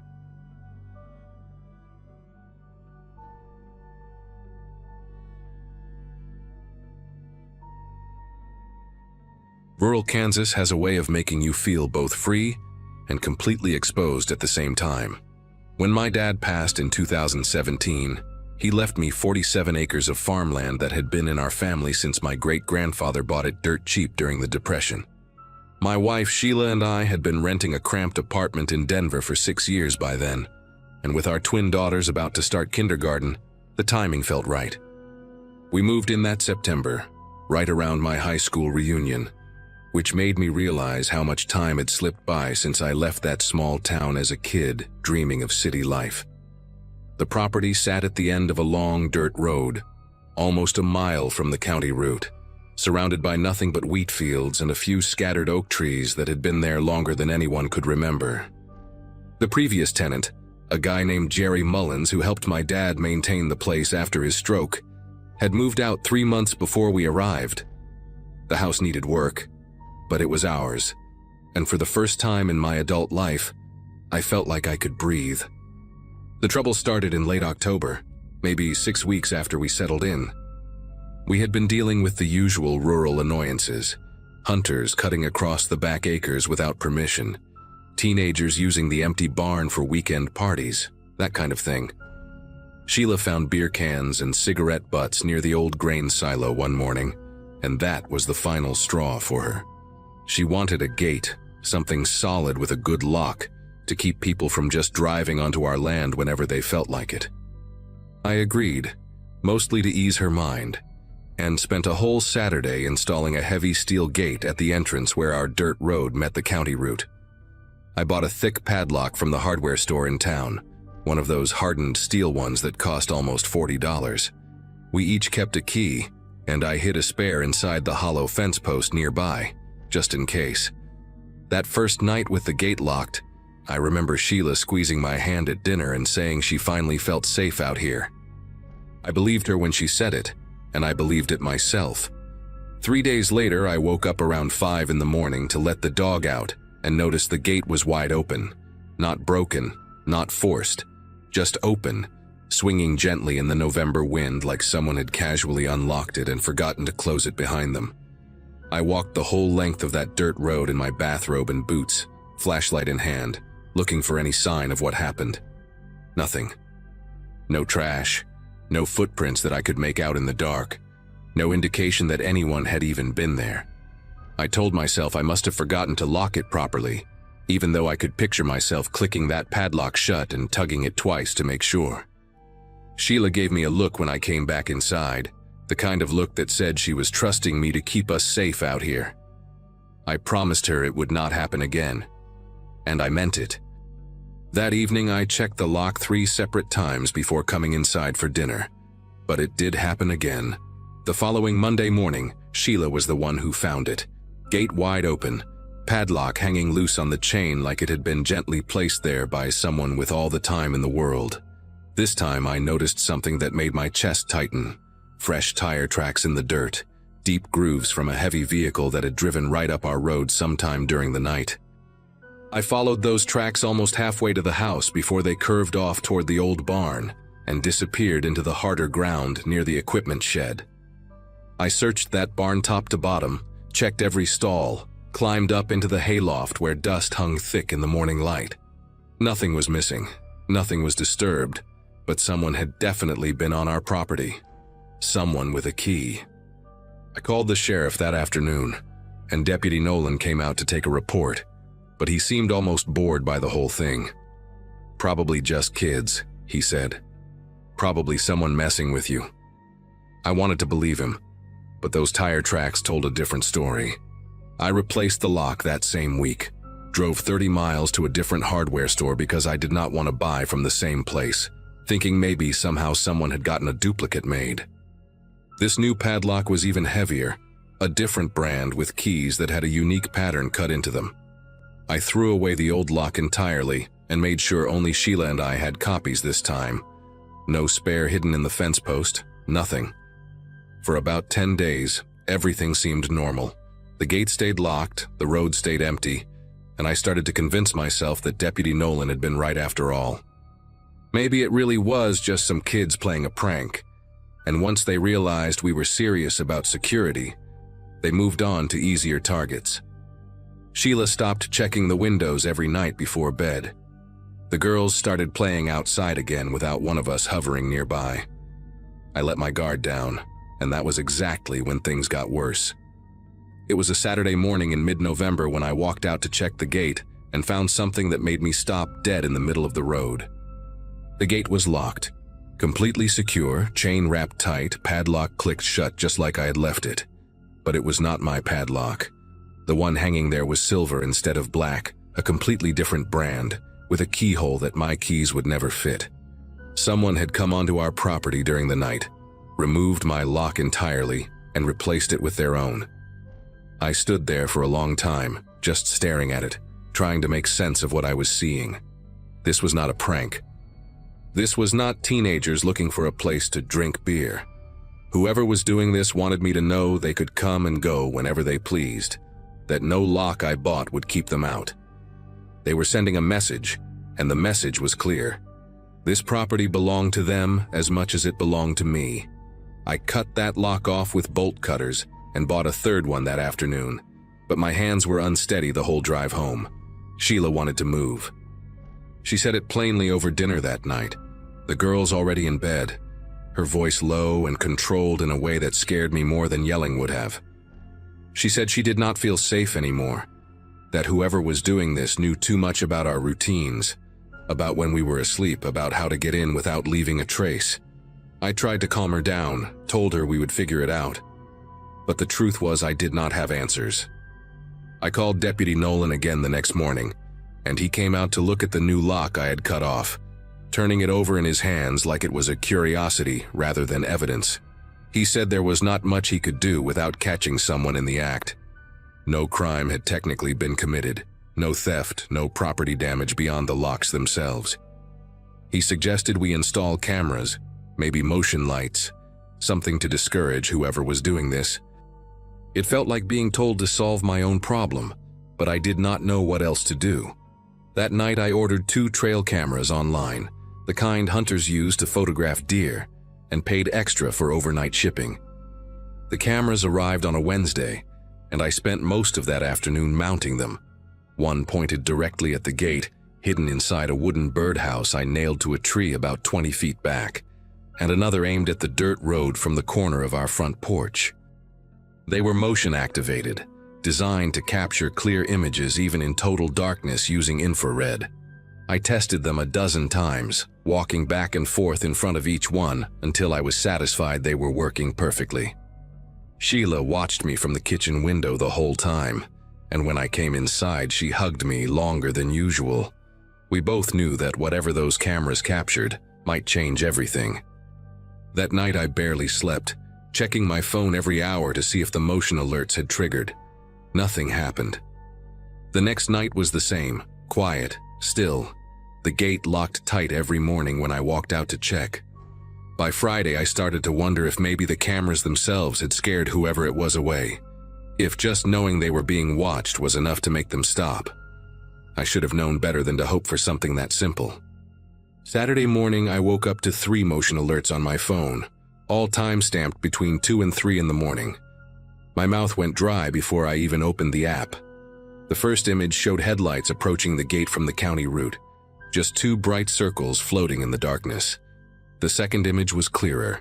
A pickup truck, dark-colored, maybe blue or green, parked right in front of the gate with its engine still running. I could see exhaust rising in the cold air, caught by the infrared flash.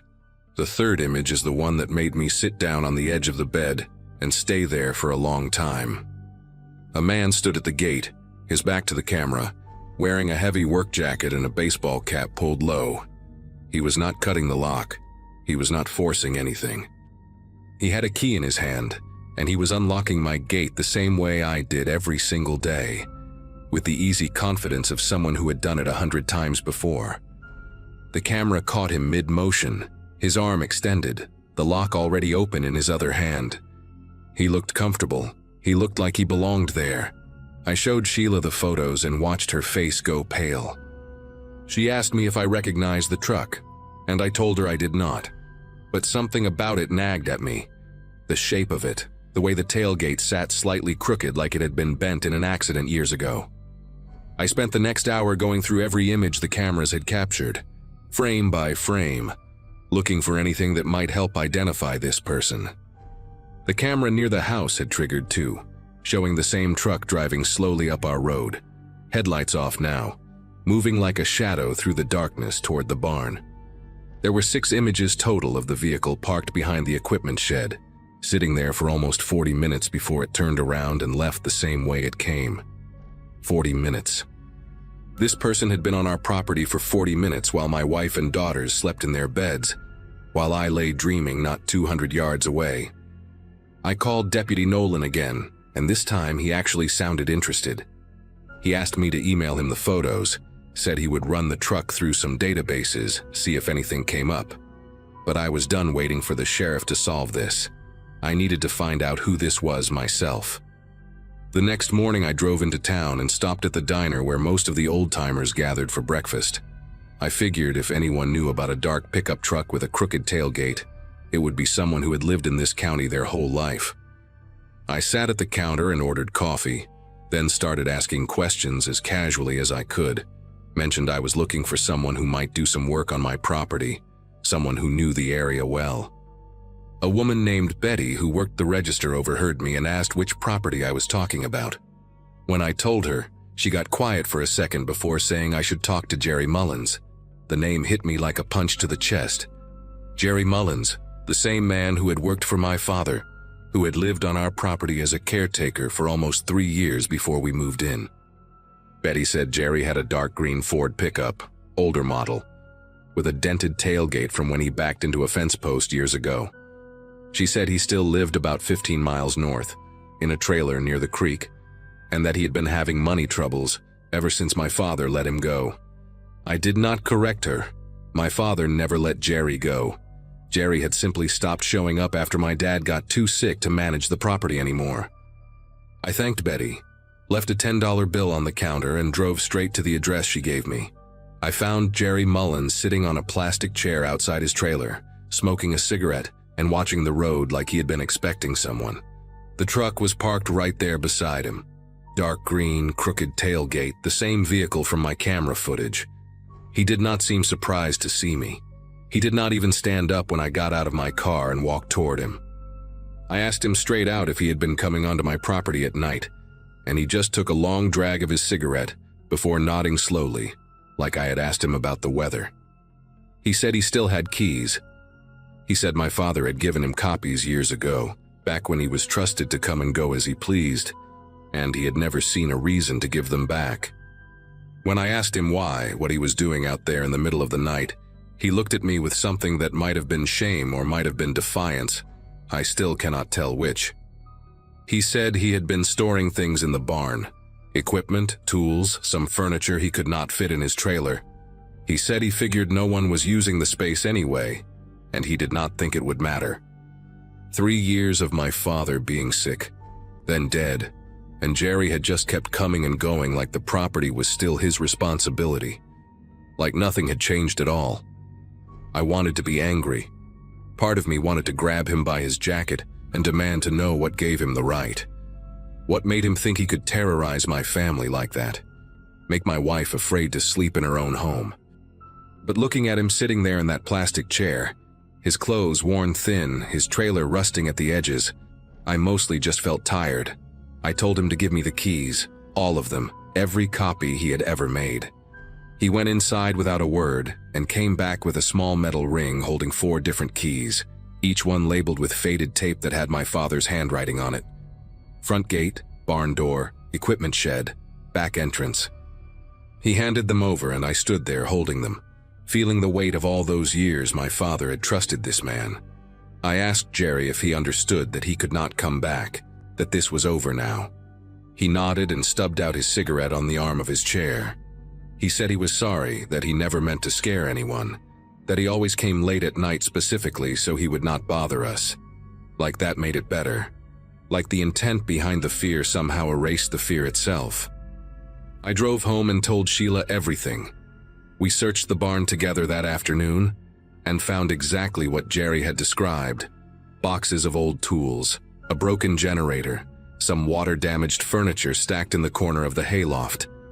Nothing sinister, nothing dangerous, just the sad remnants of a man who could not let go of a place that was no longer his. I changed every lock on the property that weekend, installed new deadbolts, and added 2 more cameras just to be safe. Deputy Nolan closed the case without filing charges after I told him I did not want to press the issue. Jerry was pathetic more than criminal, and dragging him through the courts would not undo the weeks of fear we had already lived through. Sheila still checks the gate every morning before I wake up. Sometimes I catch her standing at the window late at night, watching the road, waiting for headlights that I pray will never come again. We talk about selling the place sometimes, starting over somewhere else, but this land belonged to my family for almost a century, and I'm not ready to let one troubled man take that from us. The locks are changed, the cameras are watching, and Jerry Mullins has not come back. But I still keep those 4 keys he gave me, tucked in a drawer beside my bed, where I can look at them whenever I need to remind myself that the thing I feared most was not a monster or a ghost. It was just a man with a key and nowhere else to go.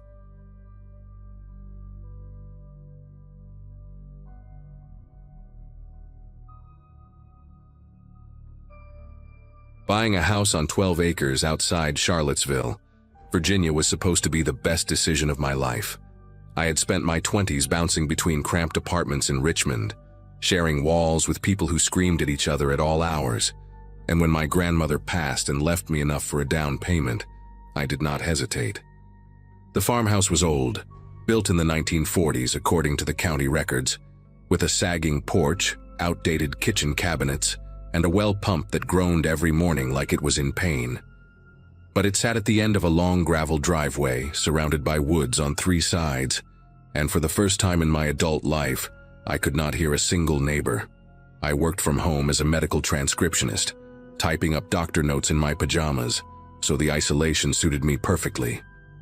My closest neighbor was Harold Jennings, an 80-something widower who lived about a mile down the road. We had a deal where I checked on him twice a week and he kept an eye on my property when I was away. By June, I had been living there for 8 months, and I finally felt like I belonged somewhere. That Saturday started like any other weekend. I woke up around 9, made coffee, and spent most of the day at my desk finishing a backlog of transcription files. For dinner, I made spaghetti and watched a couple episodes of a true crime show on Netflix. Ironic, considering what happened later. Around 11, I took my dog Pepper outside for her last bathroom break of the night. She was a 6-year-old shelter mutt, brown and white patches with one floppy ear that never quite stood upright. The air outside was thick and humid, typical for early June in Virginia, the kind of warmth that clings to your skin. I stood on the porch watching Pepper sniff around the yard, looking up at the stars scattered across the sky, in a way you never see in the city. Everything was quiet except for the crickets and the occasional hoot of an owl somewhere in the woods. Pepper finished her business, trotted back inside, and I locked the front door behind us. Checked the back door out of habit. Went to bed around midnight feeling completely safe. I do not know how long I had been asleep when Pepper started growling. It was not her normal growl, the one she did when she saw a squirrel through the window or heard a car drive by on the main road. This was low and sustained, coming from deep in her chest, and she was standing at my bedroom door facing the hallway. I grabbed my phone from the nightstand and checked the time, 1:47 a.m. For a few seconds, I just lay there, listening, trying to figure out what had set her off. Then I heard it. 3 knocks on the front door. Not loud, not aggressive. Just 3 steady knocks like someone was being polite about it. My first thought was that something had happened to Harold.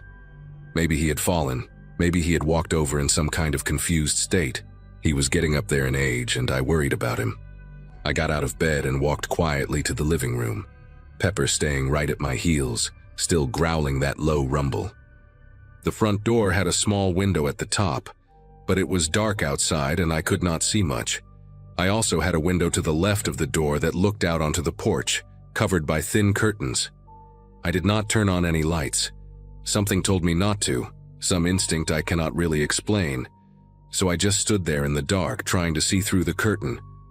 Then came another knock, and a voice, a man's voice, calm and friendly. He said his car had broken down about half a mile up the road, and his phone was dead.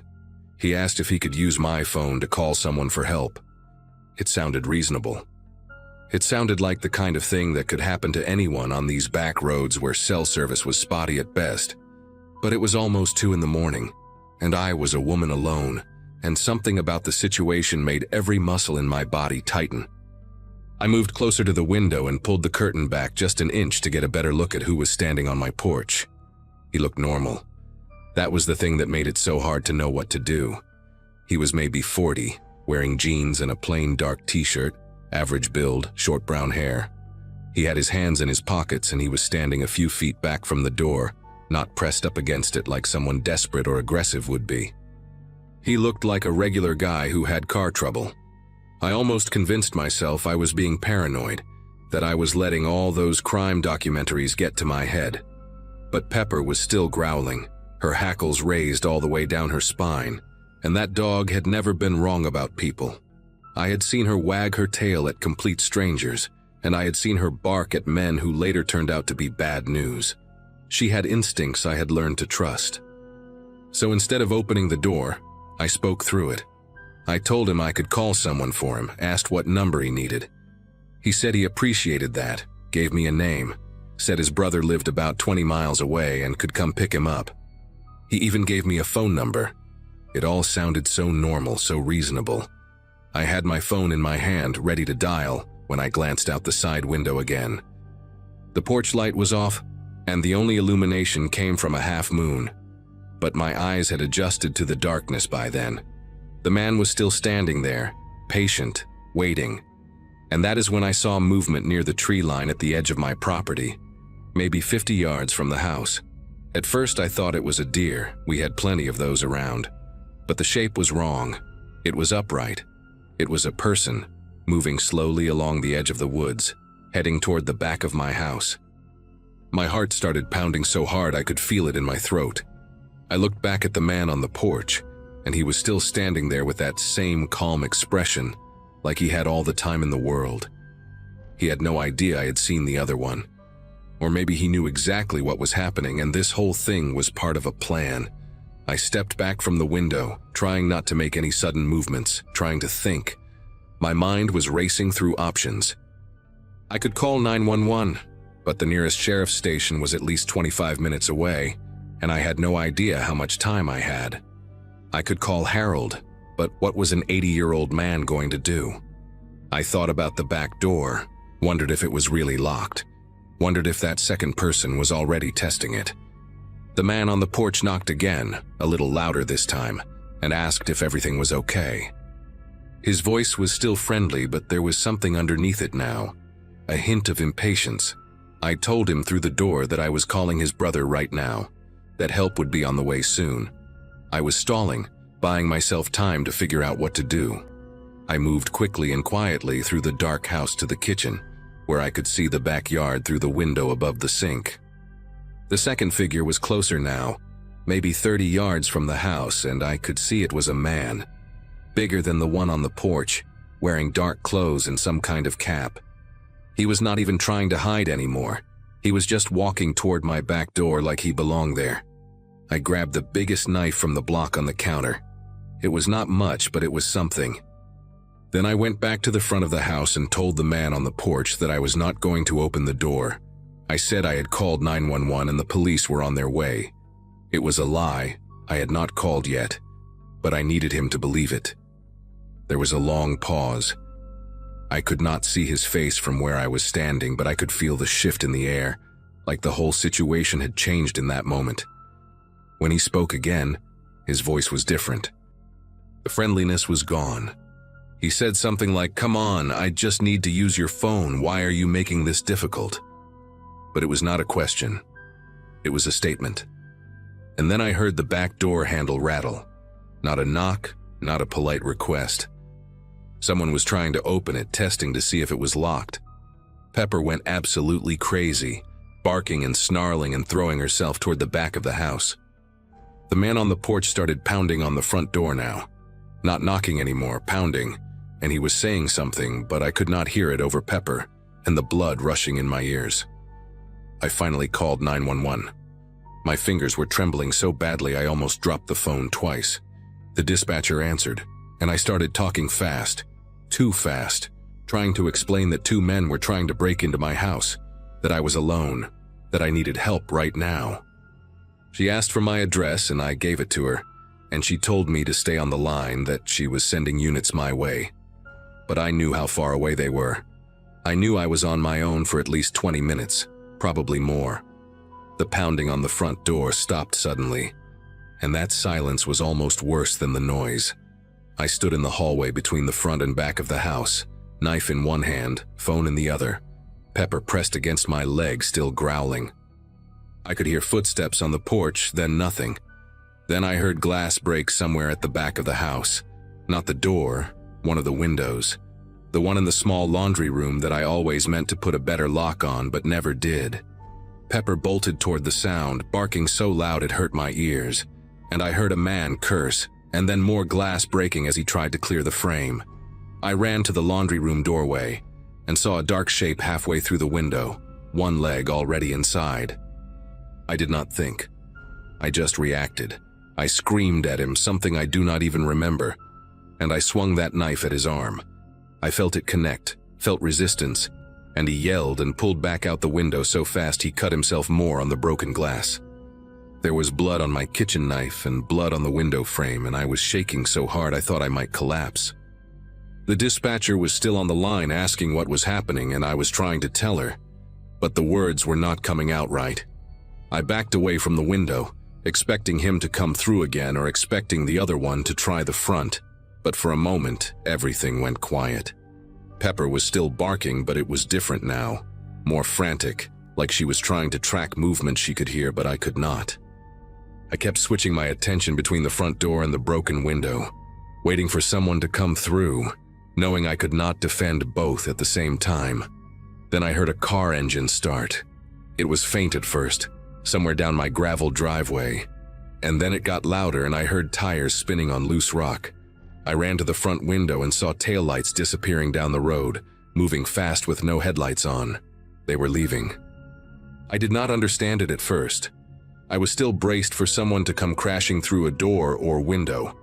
But the sounds outside faded, and then there was nothing but crickets and Pepper whimpering beside me. I stayed on the line with the dispatcher for another 18 minutes until I saw the red and blue lights coming up my driveway. 2 deputies came to the door and I finally unlocked it, still holding that knife, still shaking. One of them was a woman named Hartley, who took the knife gently from my hand and led me to sit down, while her partner cleared the house. They found blood on the laundry room window, on the ground outside, and a trail of it leading into the woods where they must have parked their car somewhere out of sight. The deputies told me I did the right thing, that I was lucky, that most people would have opened that door.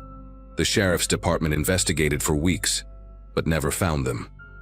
No matching DNA in the system, no witnesses, no abandoned car with a flat tire anywhere near my road. It was like they had never existed. But here is the part that still keeps me up at night, even 2 years later. About 3 weeks after it happened, a deputy called to tell me they had connected my case to 2 other incidents in the county from the previous year. Same pattern. A man knocking on a door late at night with a story about car trouble. A second person waiting in the shadows. The other 2 houses, the people had opened their doors. One woman was beaten badly and robbed. The other, an older couple, the husband did not survive. They had been targeting isolated homes, places where help was far away, places where people still trusted strangers enough to open their doors at night. I never found out if they were caught. I moved back to Richmond 6 months later. I still have Pepper, and she still growls sometimes at night for no reason I can see. When she does, I do not go back to sleep. I just sit there in the dark, listening, waiting for a knock that I hope never comes.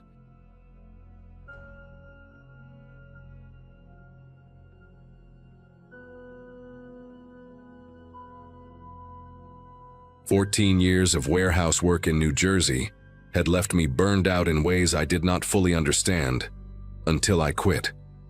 When my buddy Glenn mentioned a seasonal crop management gig in rural Virginia, I jumped at it without thinking twice. My engagement had collapsed the previous spring. I was renting a depressing studio apartment, and the idea of wide-open spaces sounded like medicine. The contract was simple. 6 months overseeing soybean fields for an agricultural company, with a rent-free farmhouse included as part of the deal. I loaded my Ford pickup and drove 5 hours south on a Wednesday morning in early September 2018. The property sat at the end of a gravel road called Hendricks Mill Lane, about 12 miles from the nearest town with a grocery store. The farmhouse itself was nothing special. 2 bedrooms, a kitchen that smelled like old wood, and a porch that wrapped around 3 sides. But the land stretched out flat and golden under the late summer sun, and for the first time in years I felt like I could actually breathe.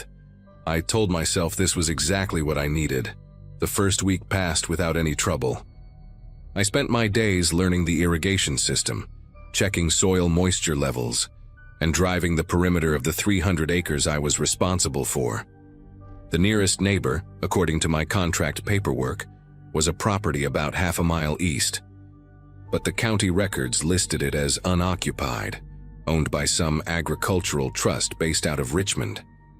I could see the outline of a farmhouse and a large barn from my kitchen window, sitting dark against the tree line. No cars in the driveway, no movement, no signs of life whatsoever. The isolation took some getting used to, especially at night when the silence became so complete I could hear my own heartbeat in bed. But I kept busy, called my mom every few days, and started settling into a routine that felt almost peaceful. It was on the 8th night, a Tuesday, when I first noticed the lights. I was brushing my teeth around 11 when I glanced out the bathroom window and saw a faint yellow glow coming from the supposedly empty property to the east. A single light, maybe in an upstairs window, burning steady through the darkness. I told myself it was probably nothing. Maybe the trust had sent someone to check on the property, or perhaps a caretaker stopped by occasionally. I finished brushing my teeth and went to bed, but I kept thinking about that light. The next morning, I drove the perimeter as usual and slowed down when I passed the eastern boundary. From the road, the neighboring farmhouse looked exactly as abandoned as before, peeling white paint, overgrown grass pushing up through cracks in the driveway, a rusted mailbox leaning at a 45-degree angle. No vehicles anywhere. I parked my truck and walked closer to the fence line, trying to see if there were any fresh tire tracks or footprints. Nothing. The place looked like it had been empty for years. I even checked my phone to confirm what I remembered from the county records, and there it was in black and white. Property owned by Shenandoah Valley Agricultural Trust. Status unoccupied, last recorded activity dated back to 2014. I drove back to my farmhouse feeling stupid for even worrying about it. Old houses have electrical quirks, timers on lights, all kinds of explanations. But then it happened again that same night. This time I was sitting on the back porch around 10, drinking a beer and listening to the crickets, when I saw not one but 3 lights come on in sequence across the neighboring property. First the upstairs window, then something on the ground floor, then a light inside the barn. They stayed on for maybe 20 minutes, then went dark one by one in reverse order. I sat there with my beer getting warm in my hand, watching that dark silhouette against the tree line, waiting for something else to happen. It did not. The property just sat there, black and silent, like it had been abandoned all along. I went inside and locked every door, which felt ridiculous given that I had not locked anything since arriving. That night I slept poorly, waking up twice to sounds I could not identify. A low rumble that might have been a vehicle on a distant road, a rhythmic creaking that was probably just the house settling. In the morning, I found myself checking the windows before I even made coffee, scanning the tree line for any sign of movement. The following Saturday, I drove into town to pick up supplies and decided to ask around about the neighboring property. The town was called Burkeville, a small cluster of buildings centered around a gas station, a hardware store, and a diner called Maxine's that seemed to serve as the local gathering spot. I grabbed a seat at the counter and ordered coffee and eggs from a woman in her 60s with gray hair pinned up in a bun. Her name tag said Darlene. When she brought my food, I mentioned I was working the Henderson contract out on Hendricks Mill Lane, and she nodded like she already knew. Small towns are like that. I asked her about the property to the east of mine, the one owned by some agricultural trust, and her expression changed in a way I cannot quite describe. Not fear exactly, more like caution. She said she did not know much about it, that properties changed hands a lot around here, and then she moved down the counter to refill someone else's coffee. I tried asking the guy sitting 2 stools over, a heavy-set man in a John Deere cap who had been eating pancakes in silence. He looked at me for a long moment, syrup still dripping from his fork, and said something I will never forget. Best not to get involved in other people's boundaries out here. I pressed him on what that meant, but he just shook his head and went back to his pancakes. The whole diner had gone quiet, and I became aware that several people were watching me with expressions that ranged from pity to something harder, something like warning. I finished my eggs without tasting them and left a bigger tip than usual, hoping that might loosen someone up. It did not. Outside, I ran into an older man loading bags of fertilizer into a pickup truck, and I tried one more time. I told him I was new to the area, just trying to understand the lay of the land, and asked if he knew anything about the property east of my place. He stopped loading and looked at me with pale blue eyes that had probably seen 70 winters or more. He said the land out there had history, that people who owned it tended to keep to themselves, and that I should do the same. When I asked what kind of history, he just climbed into his truck and drove away without another word. I stood there in the parking lot feeling like I had walked into the middle of a conversation that had been going on for decades, speaking a language everyone understood but me. That night, everything changed. I was lying in bed around 1 in the morning, not quite asleep but drifting in that halfway state, when I heard the sound of tires on gravel. Slow, deliberate, crunching along at maybe 5 miles per hour. I got up and moved to the window without turning on any lights, keeping myself pressed against the wall so I could see out without being seen. A vehicle was rolling past my property on Hendricks Mill Lane. A large pickup truck or maybe an SUV, I could not tell for certain because it had no headlights on. Just a dark shape moving through the darker night, engine barely above idle. It passed my driveway and continued down the road toward the eastern property, then disappeared around a bend. I stood at that window for maybe 15 minutes waiting until I saw it come back the other way. Same speed, same silence, same absence of lights. This time it slowed even more as it passed my house, and I swear I could feel eyes scanning my windows, even though I could not see anyone inside the vehicle. My heart was pounding so hard I could feel it in my throat. After it passed, I did not go back to bed. I sat in the kitchen with every light off, watching the road through the window above the sink until the sun came up. The morning brought something worse. I walked the perimeter of my farmhouse the way I had started doing every day, checking for anything out of place, and that is when I found the footprints. They were in the soft dirt beneath my bedroom window, 2 distinct boot prints, deep enough to suggest someone had been standing there for a while. The window itself was about 5 feet off the ground, too high to see in without effort, but if someone stood on their toes or brought something to stand on, they would have had a clear view of my bed. I crouched down and studied those prints, trying to memorize every detail. Work boots size 11 or 12 with a distinctive wear pattern on the left heel. There were more prints leading away from the window, tracking through the grass toward the back of the property. I followed them for about 200 yards until they reached an old irrigation ditch that cut through the fields toward the eastern boundary. The ditch was dry and overgrown with weeds, clearly unused for years, but the vegetation had been trampled flat in a narrow path. Someone had been using this ditch as a corridor to access my property, without being seen from the road. I called the sheriff's department that afternoon. A deputy named Womack came out around 4, a tall man with a sunburned neck and the kind of tired eyes that suggested he had seen everything twice. I showed him the footprints, which had dried and hardened in the midday heat, and walked him out to the irrigation ditch. He listened to everything I said without interrupting, nodding occasionally, writing nothing down.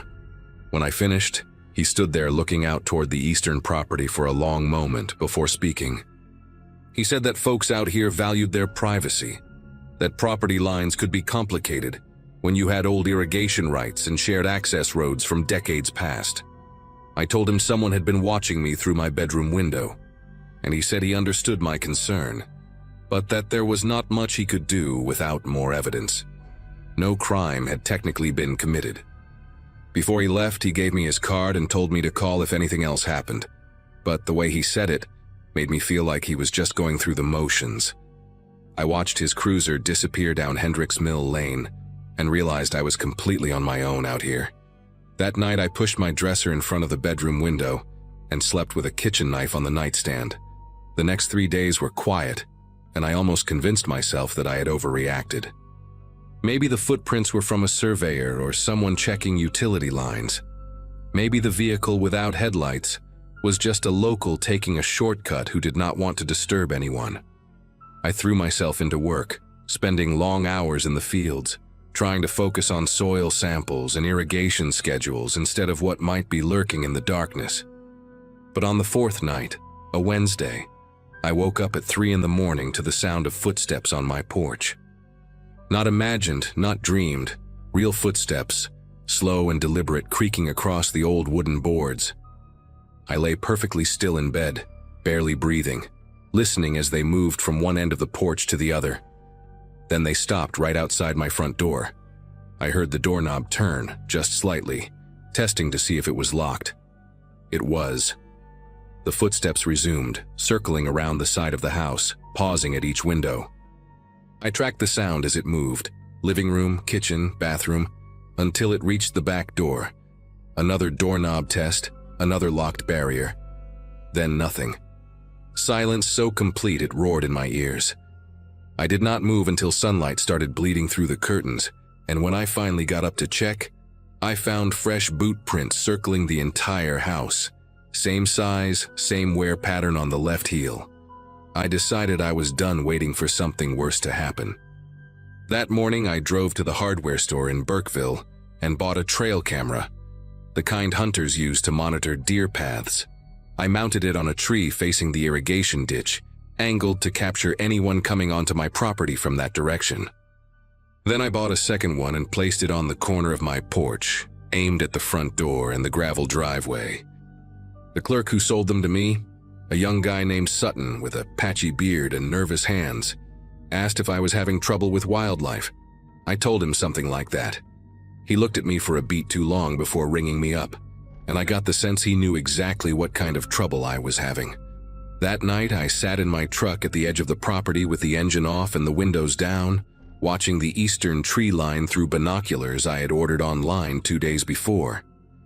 Around midnight, I saw them. 2 figures emerging from the barn on the neighboring property, moving across the field in my direction. They walked in single file, staying low, using the terrain to mask their approach. I watched them enter the irrigation ditch about 300 yards out, and then I lost sight of them in the darkness. My hands gripped the steering wheel so tight my knuckles ached. I wanted to start the truck and flood them with headlights, but something told me that would only make things worse. Instead, I waited until I heard the soft crunch of footsteps near my house. Then I laid on the horn for a solid 30 seconds. The sound shattered the night like a bomb. When I finally stopped, I heard running, fast, panicked, retreating toward the ditch. The trail cameras caught everything. 2 men, faces partially obscured by baseball caps pulled low, crossing onto my property around 12:15 in the morning.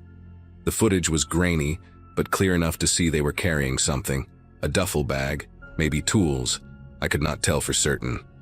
I saved the files to my phone and drove straight to the state police barracks 40 miles north, bypassing the local sheriff entirely. The trooper who reviewed the footage, a woman named Kendrick with close-cropped gray hair and no patience for small talk, made some calls while I waited in the lobby.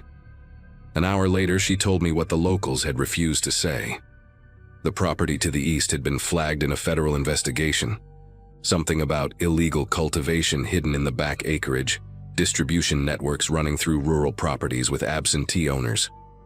The agricultural trust was a front, and the people operating out of there had been watching me since the day I arrived, trying to figure out if I was law enforcement or just an unlucky contractor who had wandered into the wrong place. Trooper Kendrick arranged for me to break my lease that same day. No penalties, no questions. I packed everything I owned in under 2 hours and drove north without looking back. I found out later that a raid happened about 3 weeks after I left. Multiple arrests, the whole operation dismantled. Sometimes I still think about those nights alone in that farmhouse, the footsteps circling in the darkness, the eyes watching from the tree line. The countryside had seemed so peaceful when I arrived, so empty and quiet, but the silence was never emptiness. It was just everyone around me holding their breath, waiting to see what I would do.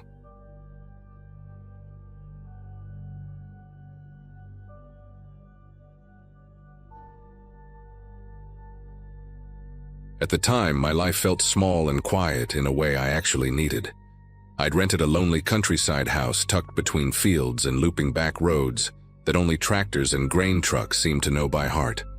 I worked remotely, kept odd hours, and barely saw another person once the sun went down.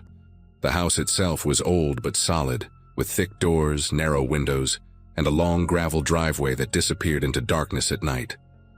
Most evenings were spent with a lamp on, the wind moving the trees and the distant hum of insects.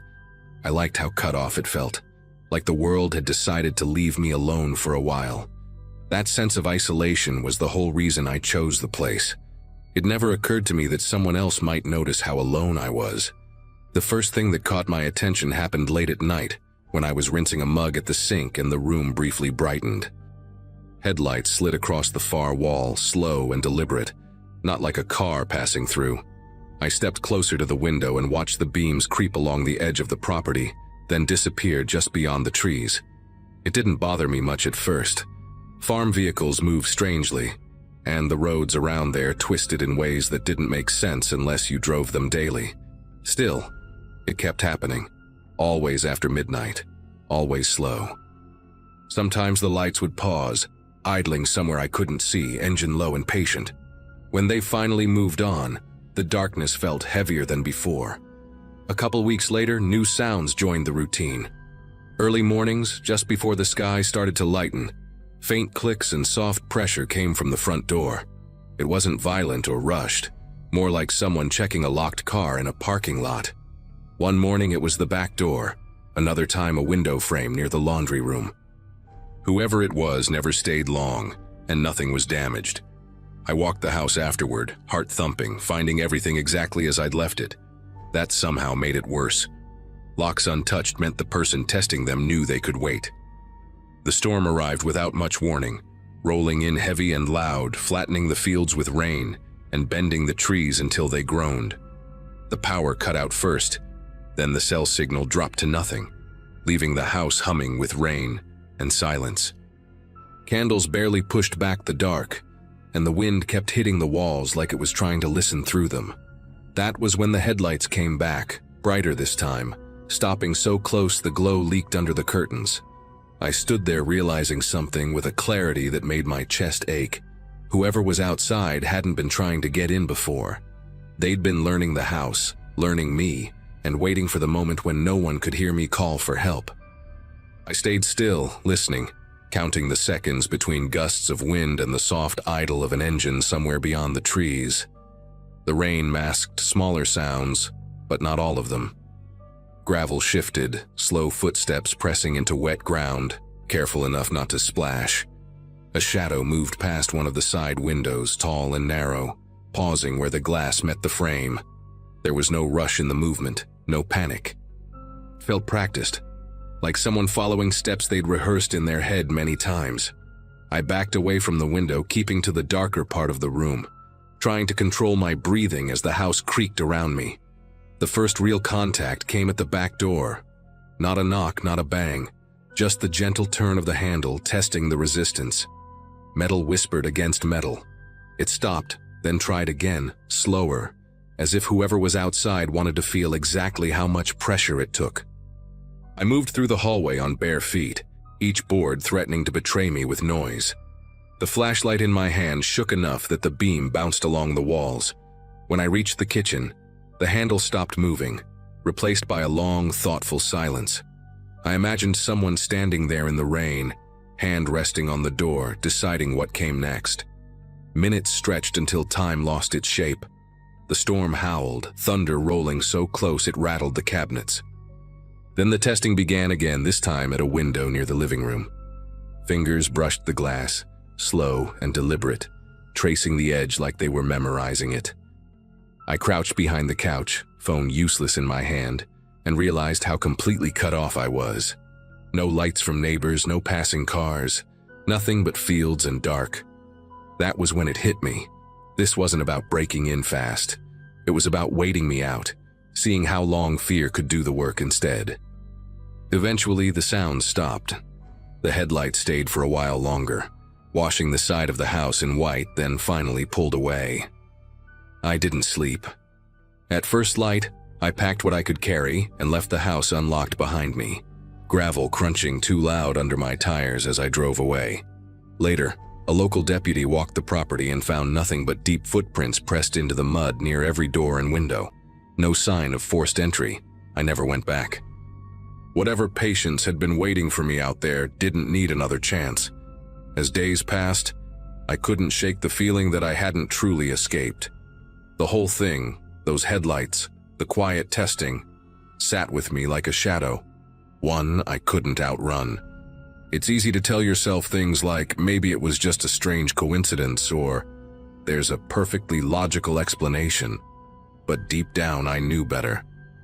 I still couldn't explain how someone could have learned that house so thoroughly without ever stepping foot inside, or why they'd only been testing, never forcing. There was no conclusion to the nightmare that made sense. No one came forward. No evidence was found. The sheriff's department gave me the usual keep an eye out talk and moved on. But I couldn't. A few months later, I did some digging, trying to find answers, or at least make peace with the strange events. Turns out, a similar pattern had been reported in a nearby town years before. Another woman, renting another old farmhouse, had noticed headlights passing by her home, followed by strange behavior around her doors. She'd left too, but by the time she did, the sheriff had already dropped her case. She was never even given the chance to speak in person, her complaint buried in bureaucracy. Like mine, her story faded into nothingness. I still think about that night. The silence after the headlights disappeared was one of the loudest things I've ever heard. The kind of silence that speaks volumes. I've learned a few things in the time since. How fragile a sense of safety can be. How quickly it can be snatched away. But there's one thing that still haunts me more than anything. Whoever it was wasn't interested in me getting away.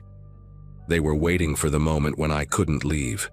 And that, more than anything, is what still keeps me up at night.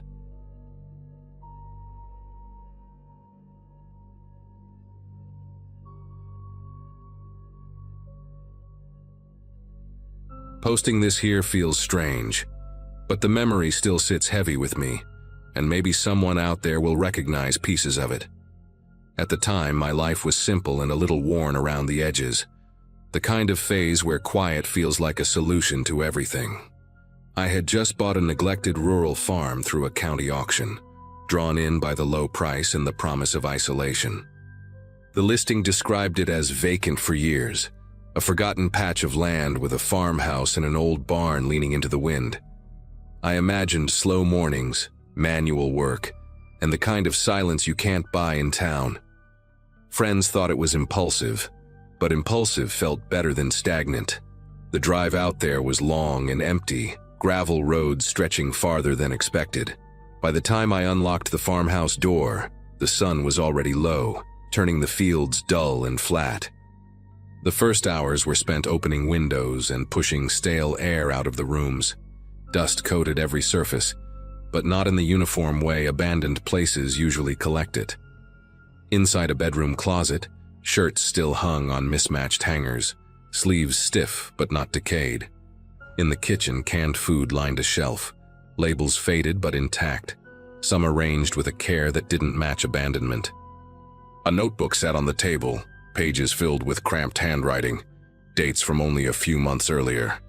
That detail caught my attention more than anything else, because the auction paperwork claimed no one had lived there in years. I walked room to room, noticing small things that felt paused rather than left behind. A chair angled toward a window, a pair of work boots by the door, a half-used bar of soap. None of it fit the story I had been sold. As evening settled in, the property took on a different tone. Sounds carried farther than expected, each creak of wood snapping sharp in the open air. While unloading tools from my truck, a dull thud echoed from the barn, deep and hollow. It wasn't the wind, and it wasn't an animal scramble either. It sounded deliberate, like weight shifting. I stood still, listening, counting my breaths without meaning to. The barn doors were shut, chained the way I'd left them earlier. When I walked closer, the smell of hay and damp earth grew stronger, and the noise stopped completely. That silence felt heavier than the sound had been. Later that night, curiosity won out over caution. With a flashlight in hand, I crossed the yard again, beam cutting through tall grass and catching movement that turned out to be nothing at all. Near the barn, fresh footprints pressed into the dirt, clear and sharp, leading away from the doors toward the farmhouse. They weren't mine, and they weren't old. The prints followed a path I had walked earlier, then veered off, circling back toward the house. Standing there, I felt exposed in a way that's hard to explain, like the land itself was watching. I locked every door when I went back inside, double-checking each one, even though I knew it wouldn't change much. Sleep came in fragments, broken by the sense that the house wasn't as empty as it claimed to be. Morning light didn't bring the relief I expected. The house looked ordinary again, almost harmless, but the details from the night before refused to fade. Over coffee made with bottled water, I went through the notebook I'd found, reading the entries slowly. The writing jumped between mundane notes about chores and sharper comments about noises, doors left open, and shadows near the tree line. One page mentioned someone entering the barn repeatedly, always after dark, always leaving no trace by morning. That conflicted with the official records I'd reviewed before buying the place, so I drove into the nearest town to ask questions. The county office was small, quiet, and smelled faintly of old paper. When I mentioned the farm, the clerk paused longer than necessary before answering. According to public records, the previous owners had left abruptly, citing safety concerns that never made it into formal complaints. No police reports, no inspections, no follow-up visits. It was treated like a quiet relocation, the kind rural families make without explanation. An older man waiting behind me leaned in and said he remembered lights moving across that land late at night, long after it was supposed to be empty. He shrugged it off as trespassers or kids looking for trouble, but his voice lacked conviction. Driving back, I noticed tire tracks near the fence line that hadn't been there the day before. They stopped short of the road as if someone preferred not to be seen coming or going. By the time I reached the house, the sense of being observed had returned. That afternoon, I focused on clearing brush around the barn, trying to ground myself in physical work. Inside, the air felt warmer than it should have, carrying a faint smell of sweat and old fabric. In a corner stall, I found a blanket folded neatly, still holding the shape of recent use. There were food wrappers tucked behind a beam, the kind you'd eat in a hurry, trying not to make noise.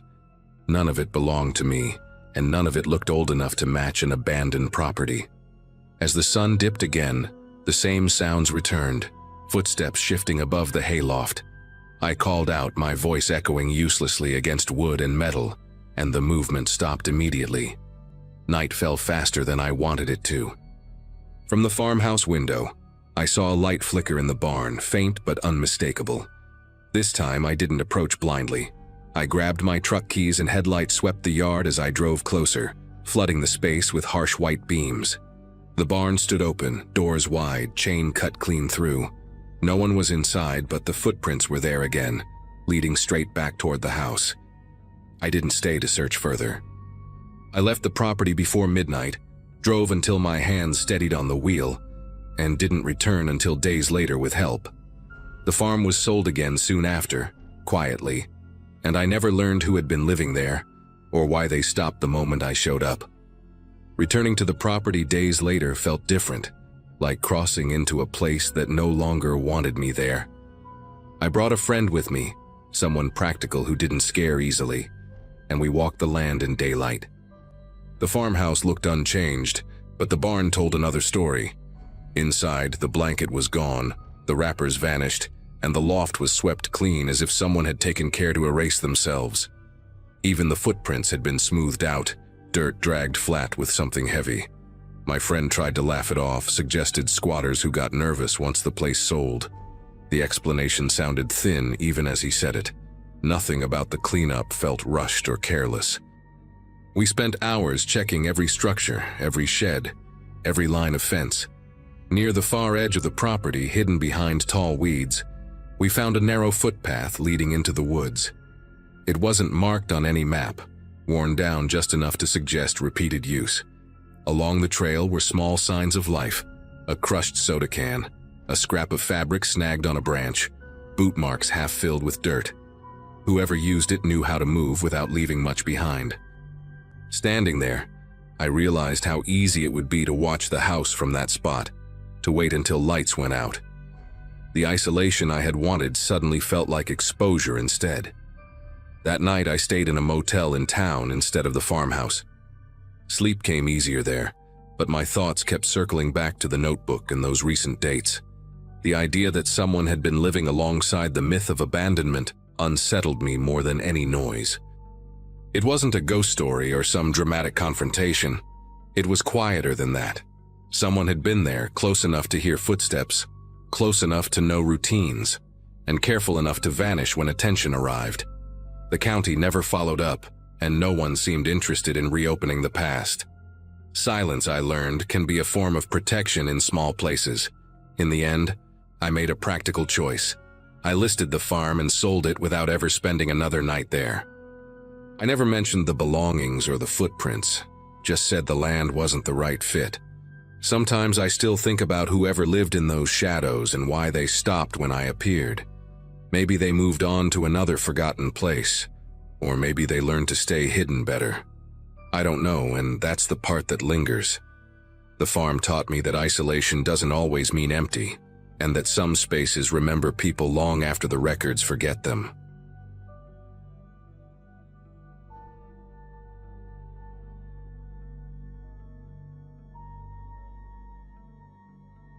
Moving into that house marked the start of a quieter chapter of my life, or at least that's what I believed at the time.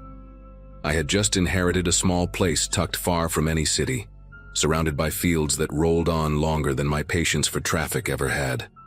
My days back then were simple: remote work in the mornings, unpacking boxes in the afternoons, and long walks at dusk to clear my head. The town itself looked like something preserved on purpose. One main road, a few aging storefronts, and houses spaced just far enough apart to feel private. I told people online I was craving isolation, but the truth was I needed distance from everything that had piled up behind me. The house wasn't special: creaky floors, outdated cabinets, a porch that leaned slightly to the left. Still, it felt like a reset button I desperately wanted to press. The locals made a point of introducing themselves within my first few days. Always polite, always brief. Names slipped out of my head quickly, but faces didn't, especially the way some of them lingered longer than necessary when we spoke. Conversations followed the same pattern: questions about how long I planned to stay, whether I worked from home, and what time I usually turned in at night. At first, I chalked it up to small-town curiosity, the kind people warn you about but never really explain. Every wave from across the road felt practiced, synchronized even.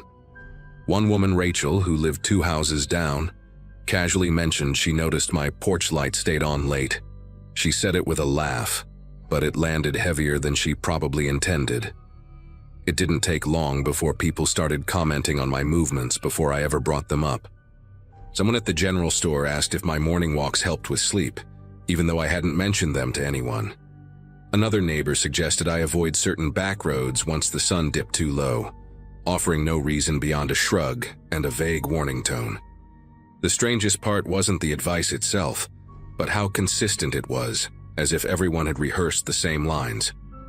Each evening, I caught glimpses of figures lingering near fences or parked trucks that hadn't been there moments before. Curtains across the street shifted whenever my front door opened. I started varying my routine without telling anyone, just to see if the comments would stop. They didn't.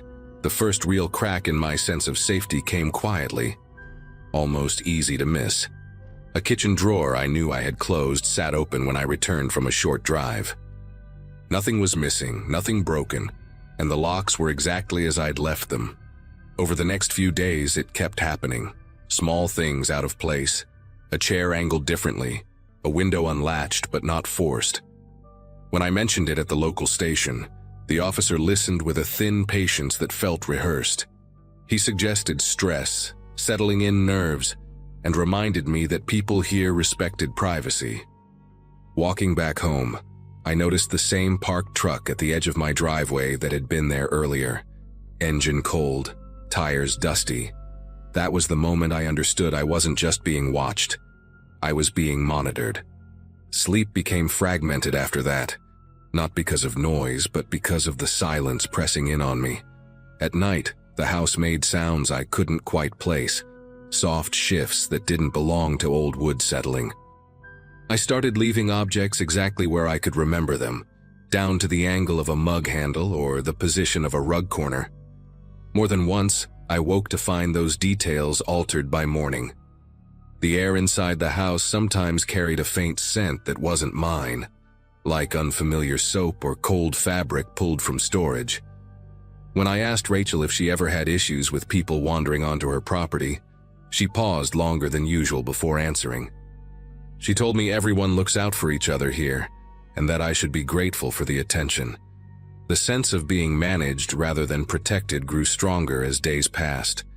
People would appear when I returned home, as if alerted the moment my tires hit the gravel. One man I'd never spoken to greeted me by name while leaning against my mailbox, commenting on how late I was compared to usual. I asked how he knew, and he smiled like I'd asked something naive. He said routines matter in places like this, that predictability keeps things peaceful. That word stuck with me, peaceful, because nothing about the way he said it felt calm. It sounded more like a rule than a reassurance. I tried pushing back in small ways, staying out longer, taking different routes, leaving lights on in rooms I wasn't using. The reactions came quickly. A note appeared on my porch one evening, written in careful block letters, warning me about roads I didn't need to test. Another time, someone knocked just after dark to tell me my back window had been open earlier, even though I'd been home all day. When I mentioned the notes and visits to the authorities again, the response was polite but firm. They said newcomers often misread community concern, and that stirring things up wouldn't help me settle in. The message was clear without being spoken outright. Isolation crept in next, heavy and deliberate. Phone calls dropped unexpectedly, internet outages became frequent, and my requests for repairs were delayed without explanation. I stopped receiving mail altogether for a stretch, even though I saw the delivery truck pass by. The house felt smaller with each passing night, like the walls were inching closer in agreement with the town. I realized then that leaving wasn't just discouraged, it was expected if I couldn't adapt. Outsiders didn't challenge the rhythm here. They either learned it or disappeared from it, and for the first time since arriving I understood that the house wasn't the thing I'd inherited. It was the test. The turning point came late in the afternoon, when I returned from a supply run and found the front door unlocked. I stood there longer than I should have, staring at the handle, replaying every movement of my hands before I'd left. Inside, nothing looked disturbed at first glance, but the house carried that same unfamiliar scent again, stronger this time. On the kitchen table sat a folded piece of paper I knew hadn't been there before. It wasn't threatening, not directly.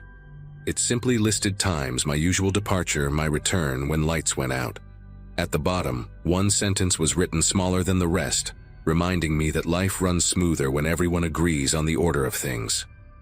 I didn't bother calling the authorities again. Instead, I packed a bag with only what I could carry: clothes, documents, my laptop, and a few personal items that still felt like mine. As dusk settled in, cars passed my house slower than usual, headlights lingering on the windows. Someone knocked once, firm but unhurried, then walked away when I didn't answer. I stayed still on the living room floor, breathing shallow, listening to footsteps circle the house without ever rushing. It wasn't fear that pinned me there. It was clarity. This place wasn't dangerous in the way people expect. It was organized, and I wasn't part of the system. When night fully set in, I slipped out through the back, walking across the fields instead of using the driveway. The land dipped and rose in uneven waves, my shoes soaking through with dew. Behind me, I could hear distant engines starting, doors closing, but no one shouted or chased. They didn't need to. By the time I reached the main road, my legs burned and my phone had no signal, but the silence finally felt empty instead of watched. I flagged down a passing truck hours later and didn't explain much, only that I needed a ride far away. The driver didn't ask questions, he didn't need to. I never went back for the rest of my things. Weeks later, I received a single forwarded envelope at a temporary address, containing the house keys and a short note thanking me for understanding how things work there. No return address, no signature. I sold the property without setting foot on it again, accepted a price far lower than it was worth, and considered it a fair trade. Sometimes I still catch myself tracking routines out of habit, checking windows twice, listening too closely. I don't talk about that town out loud, but I know this much for sure. Some places don't want you harmed, they just want you compliant.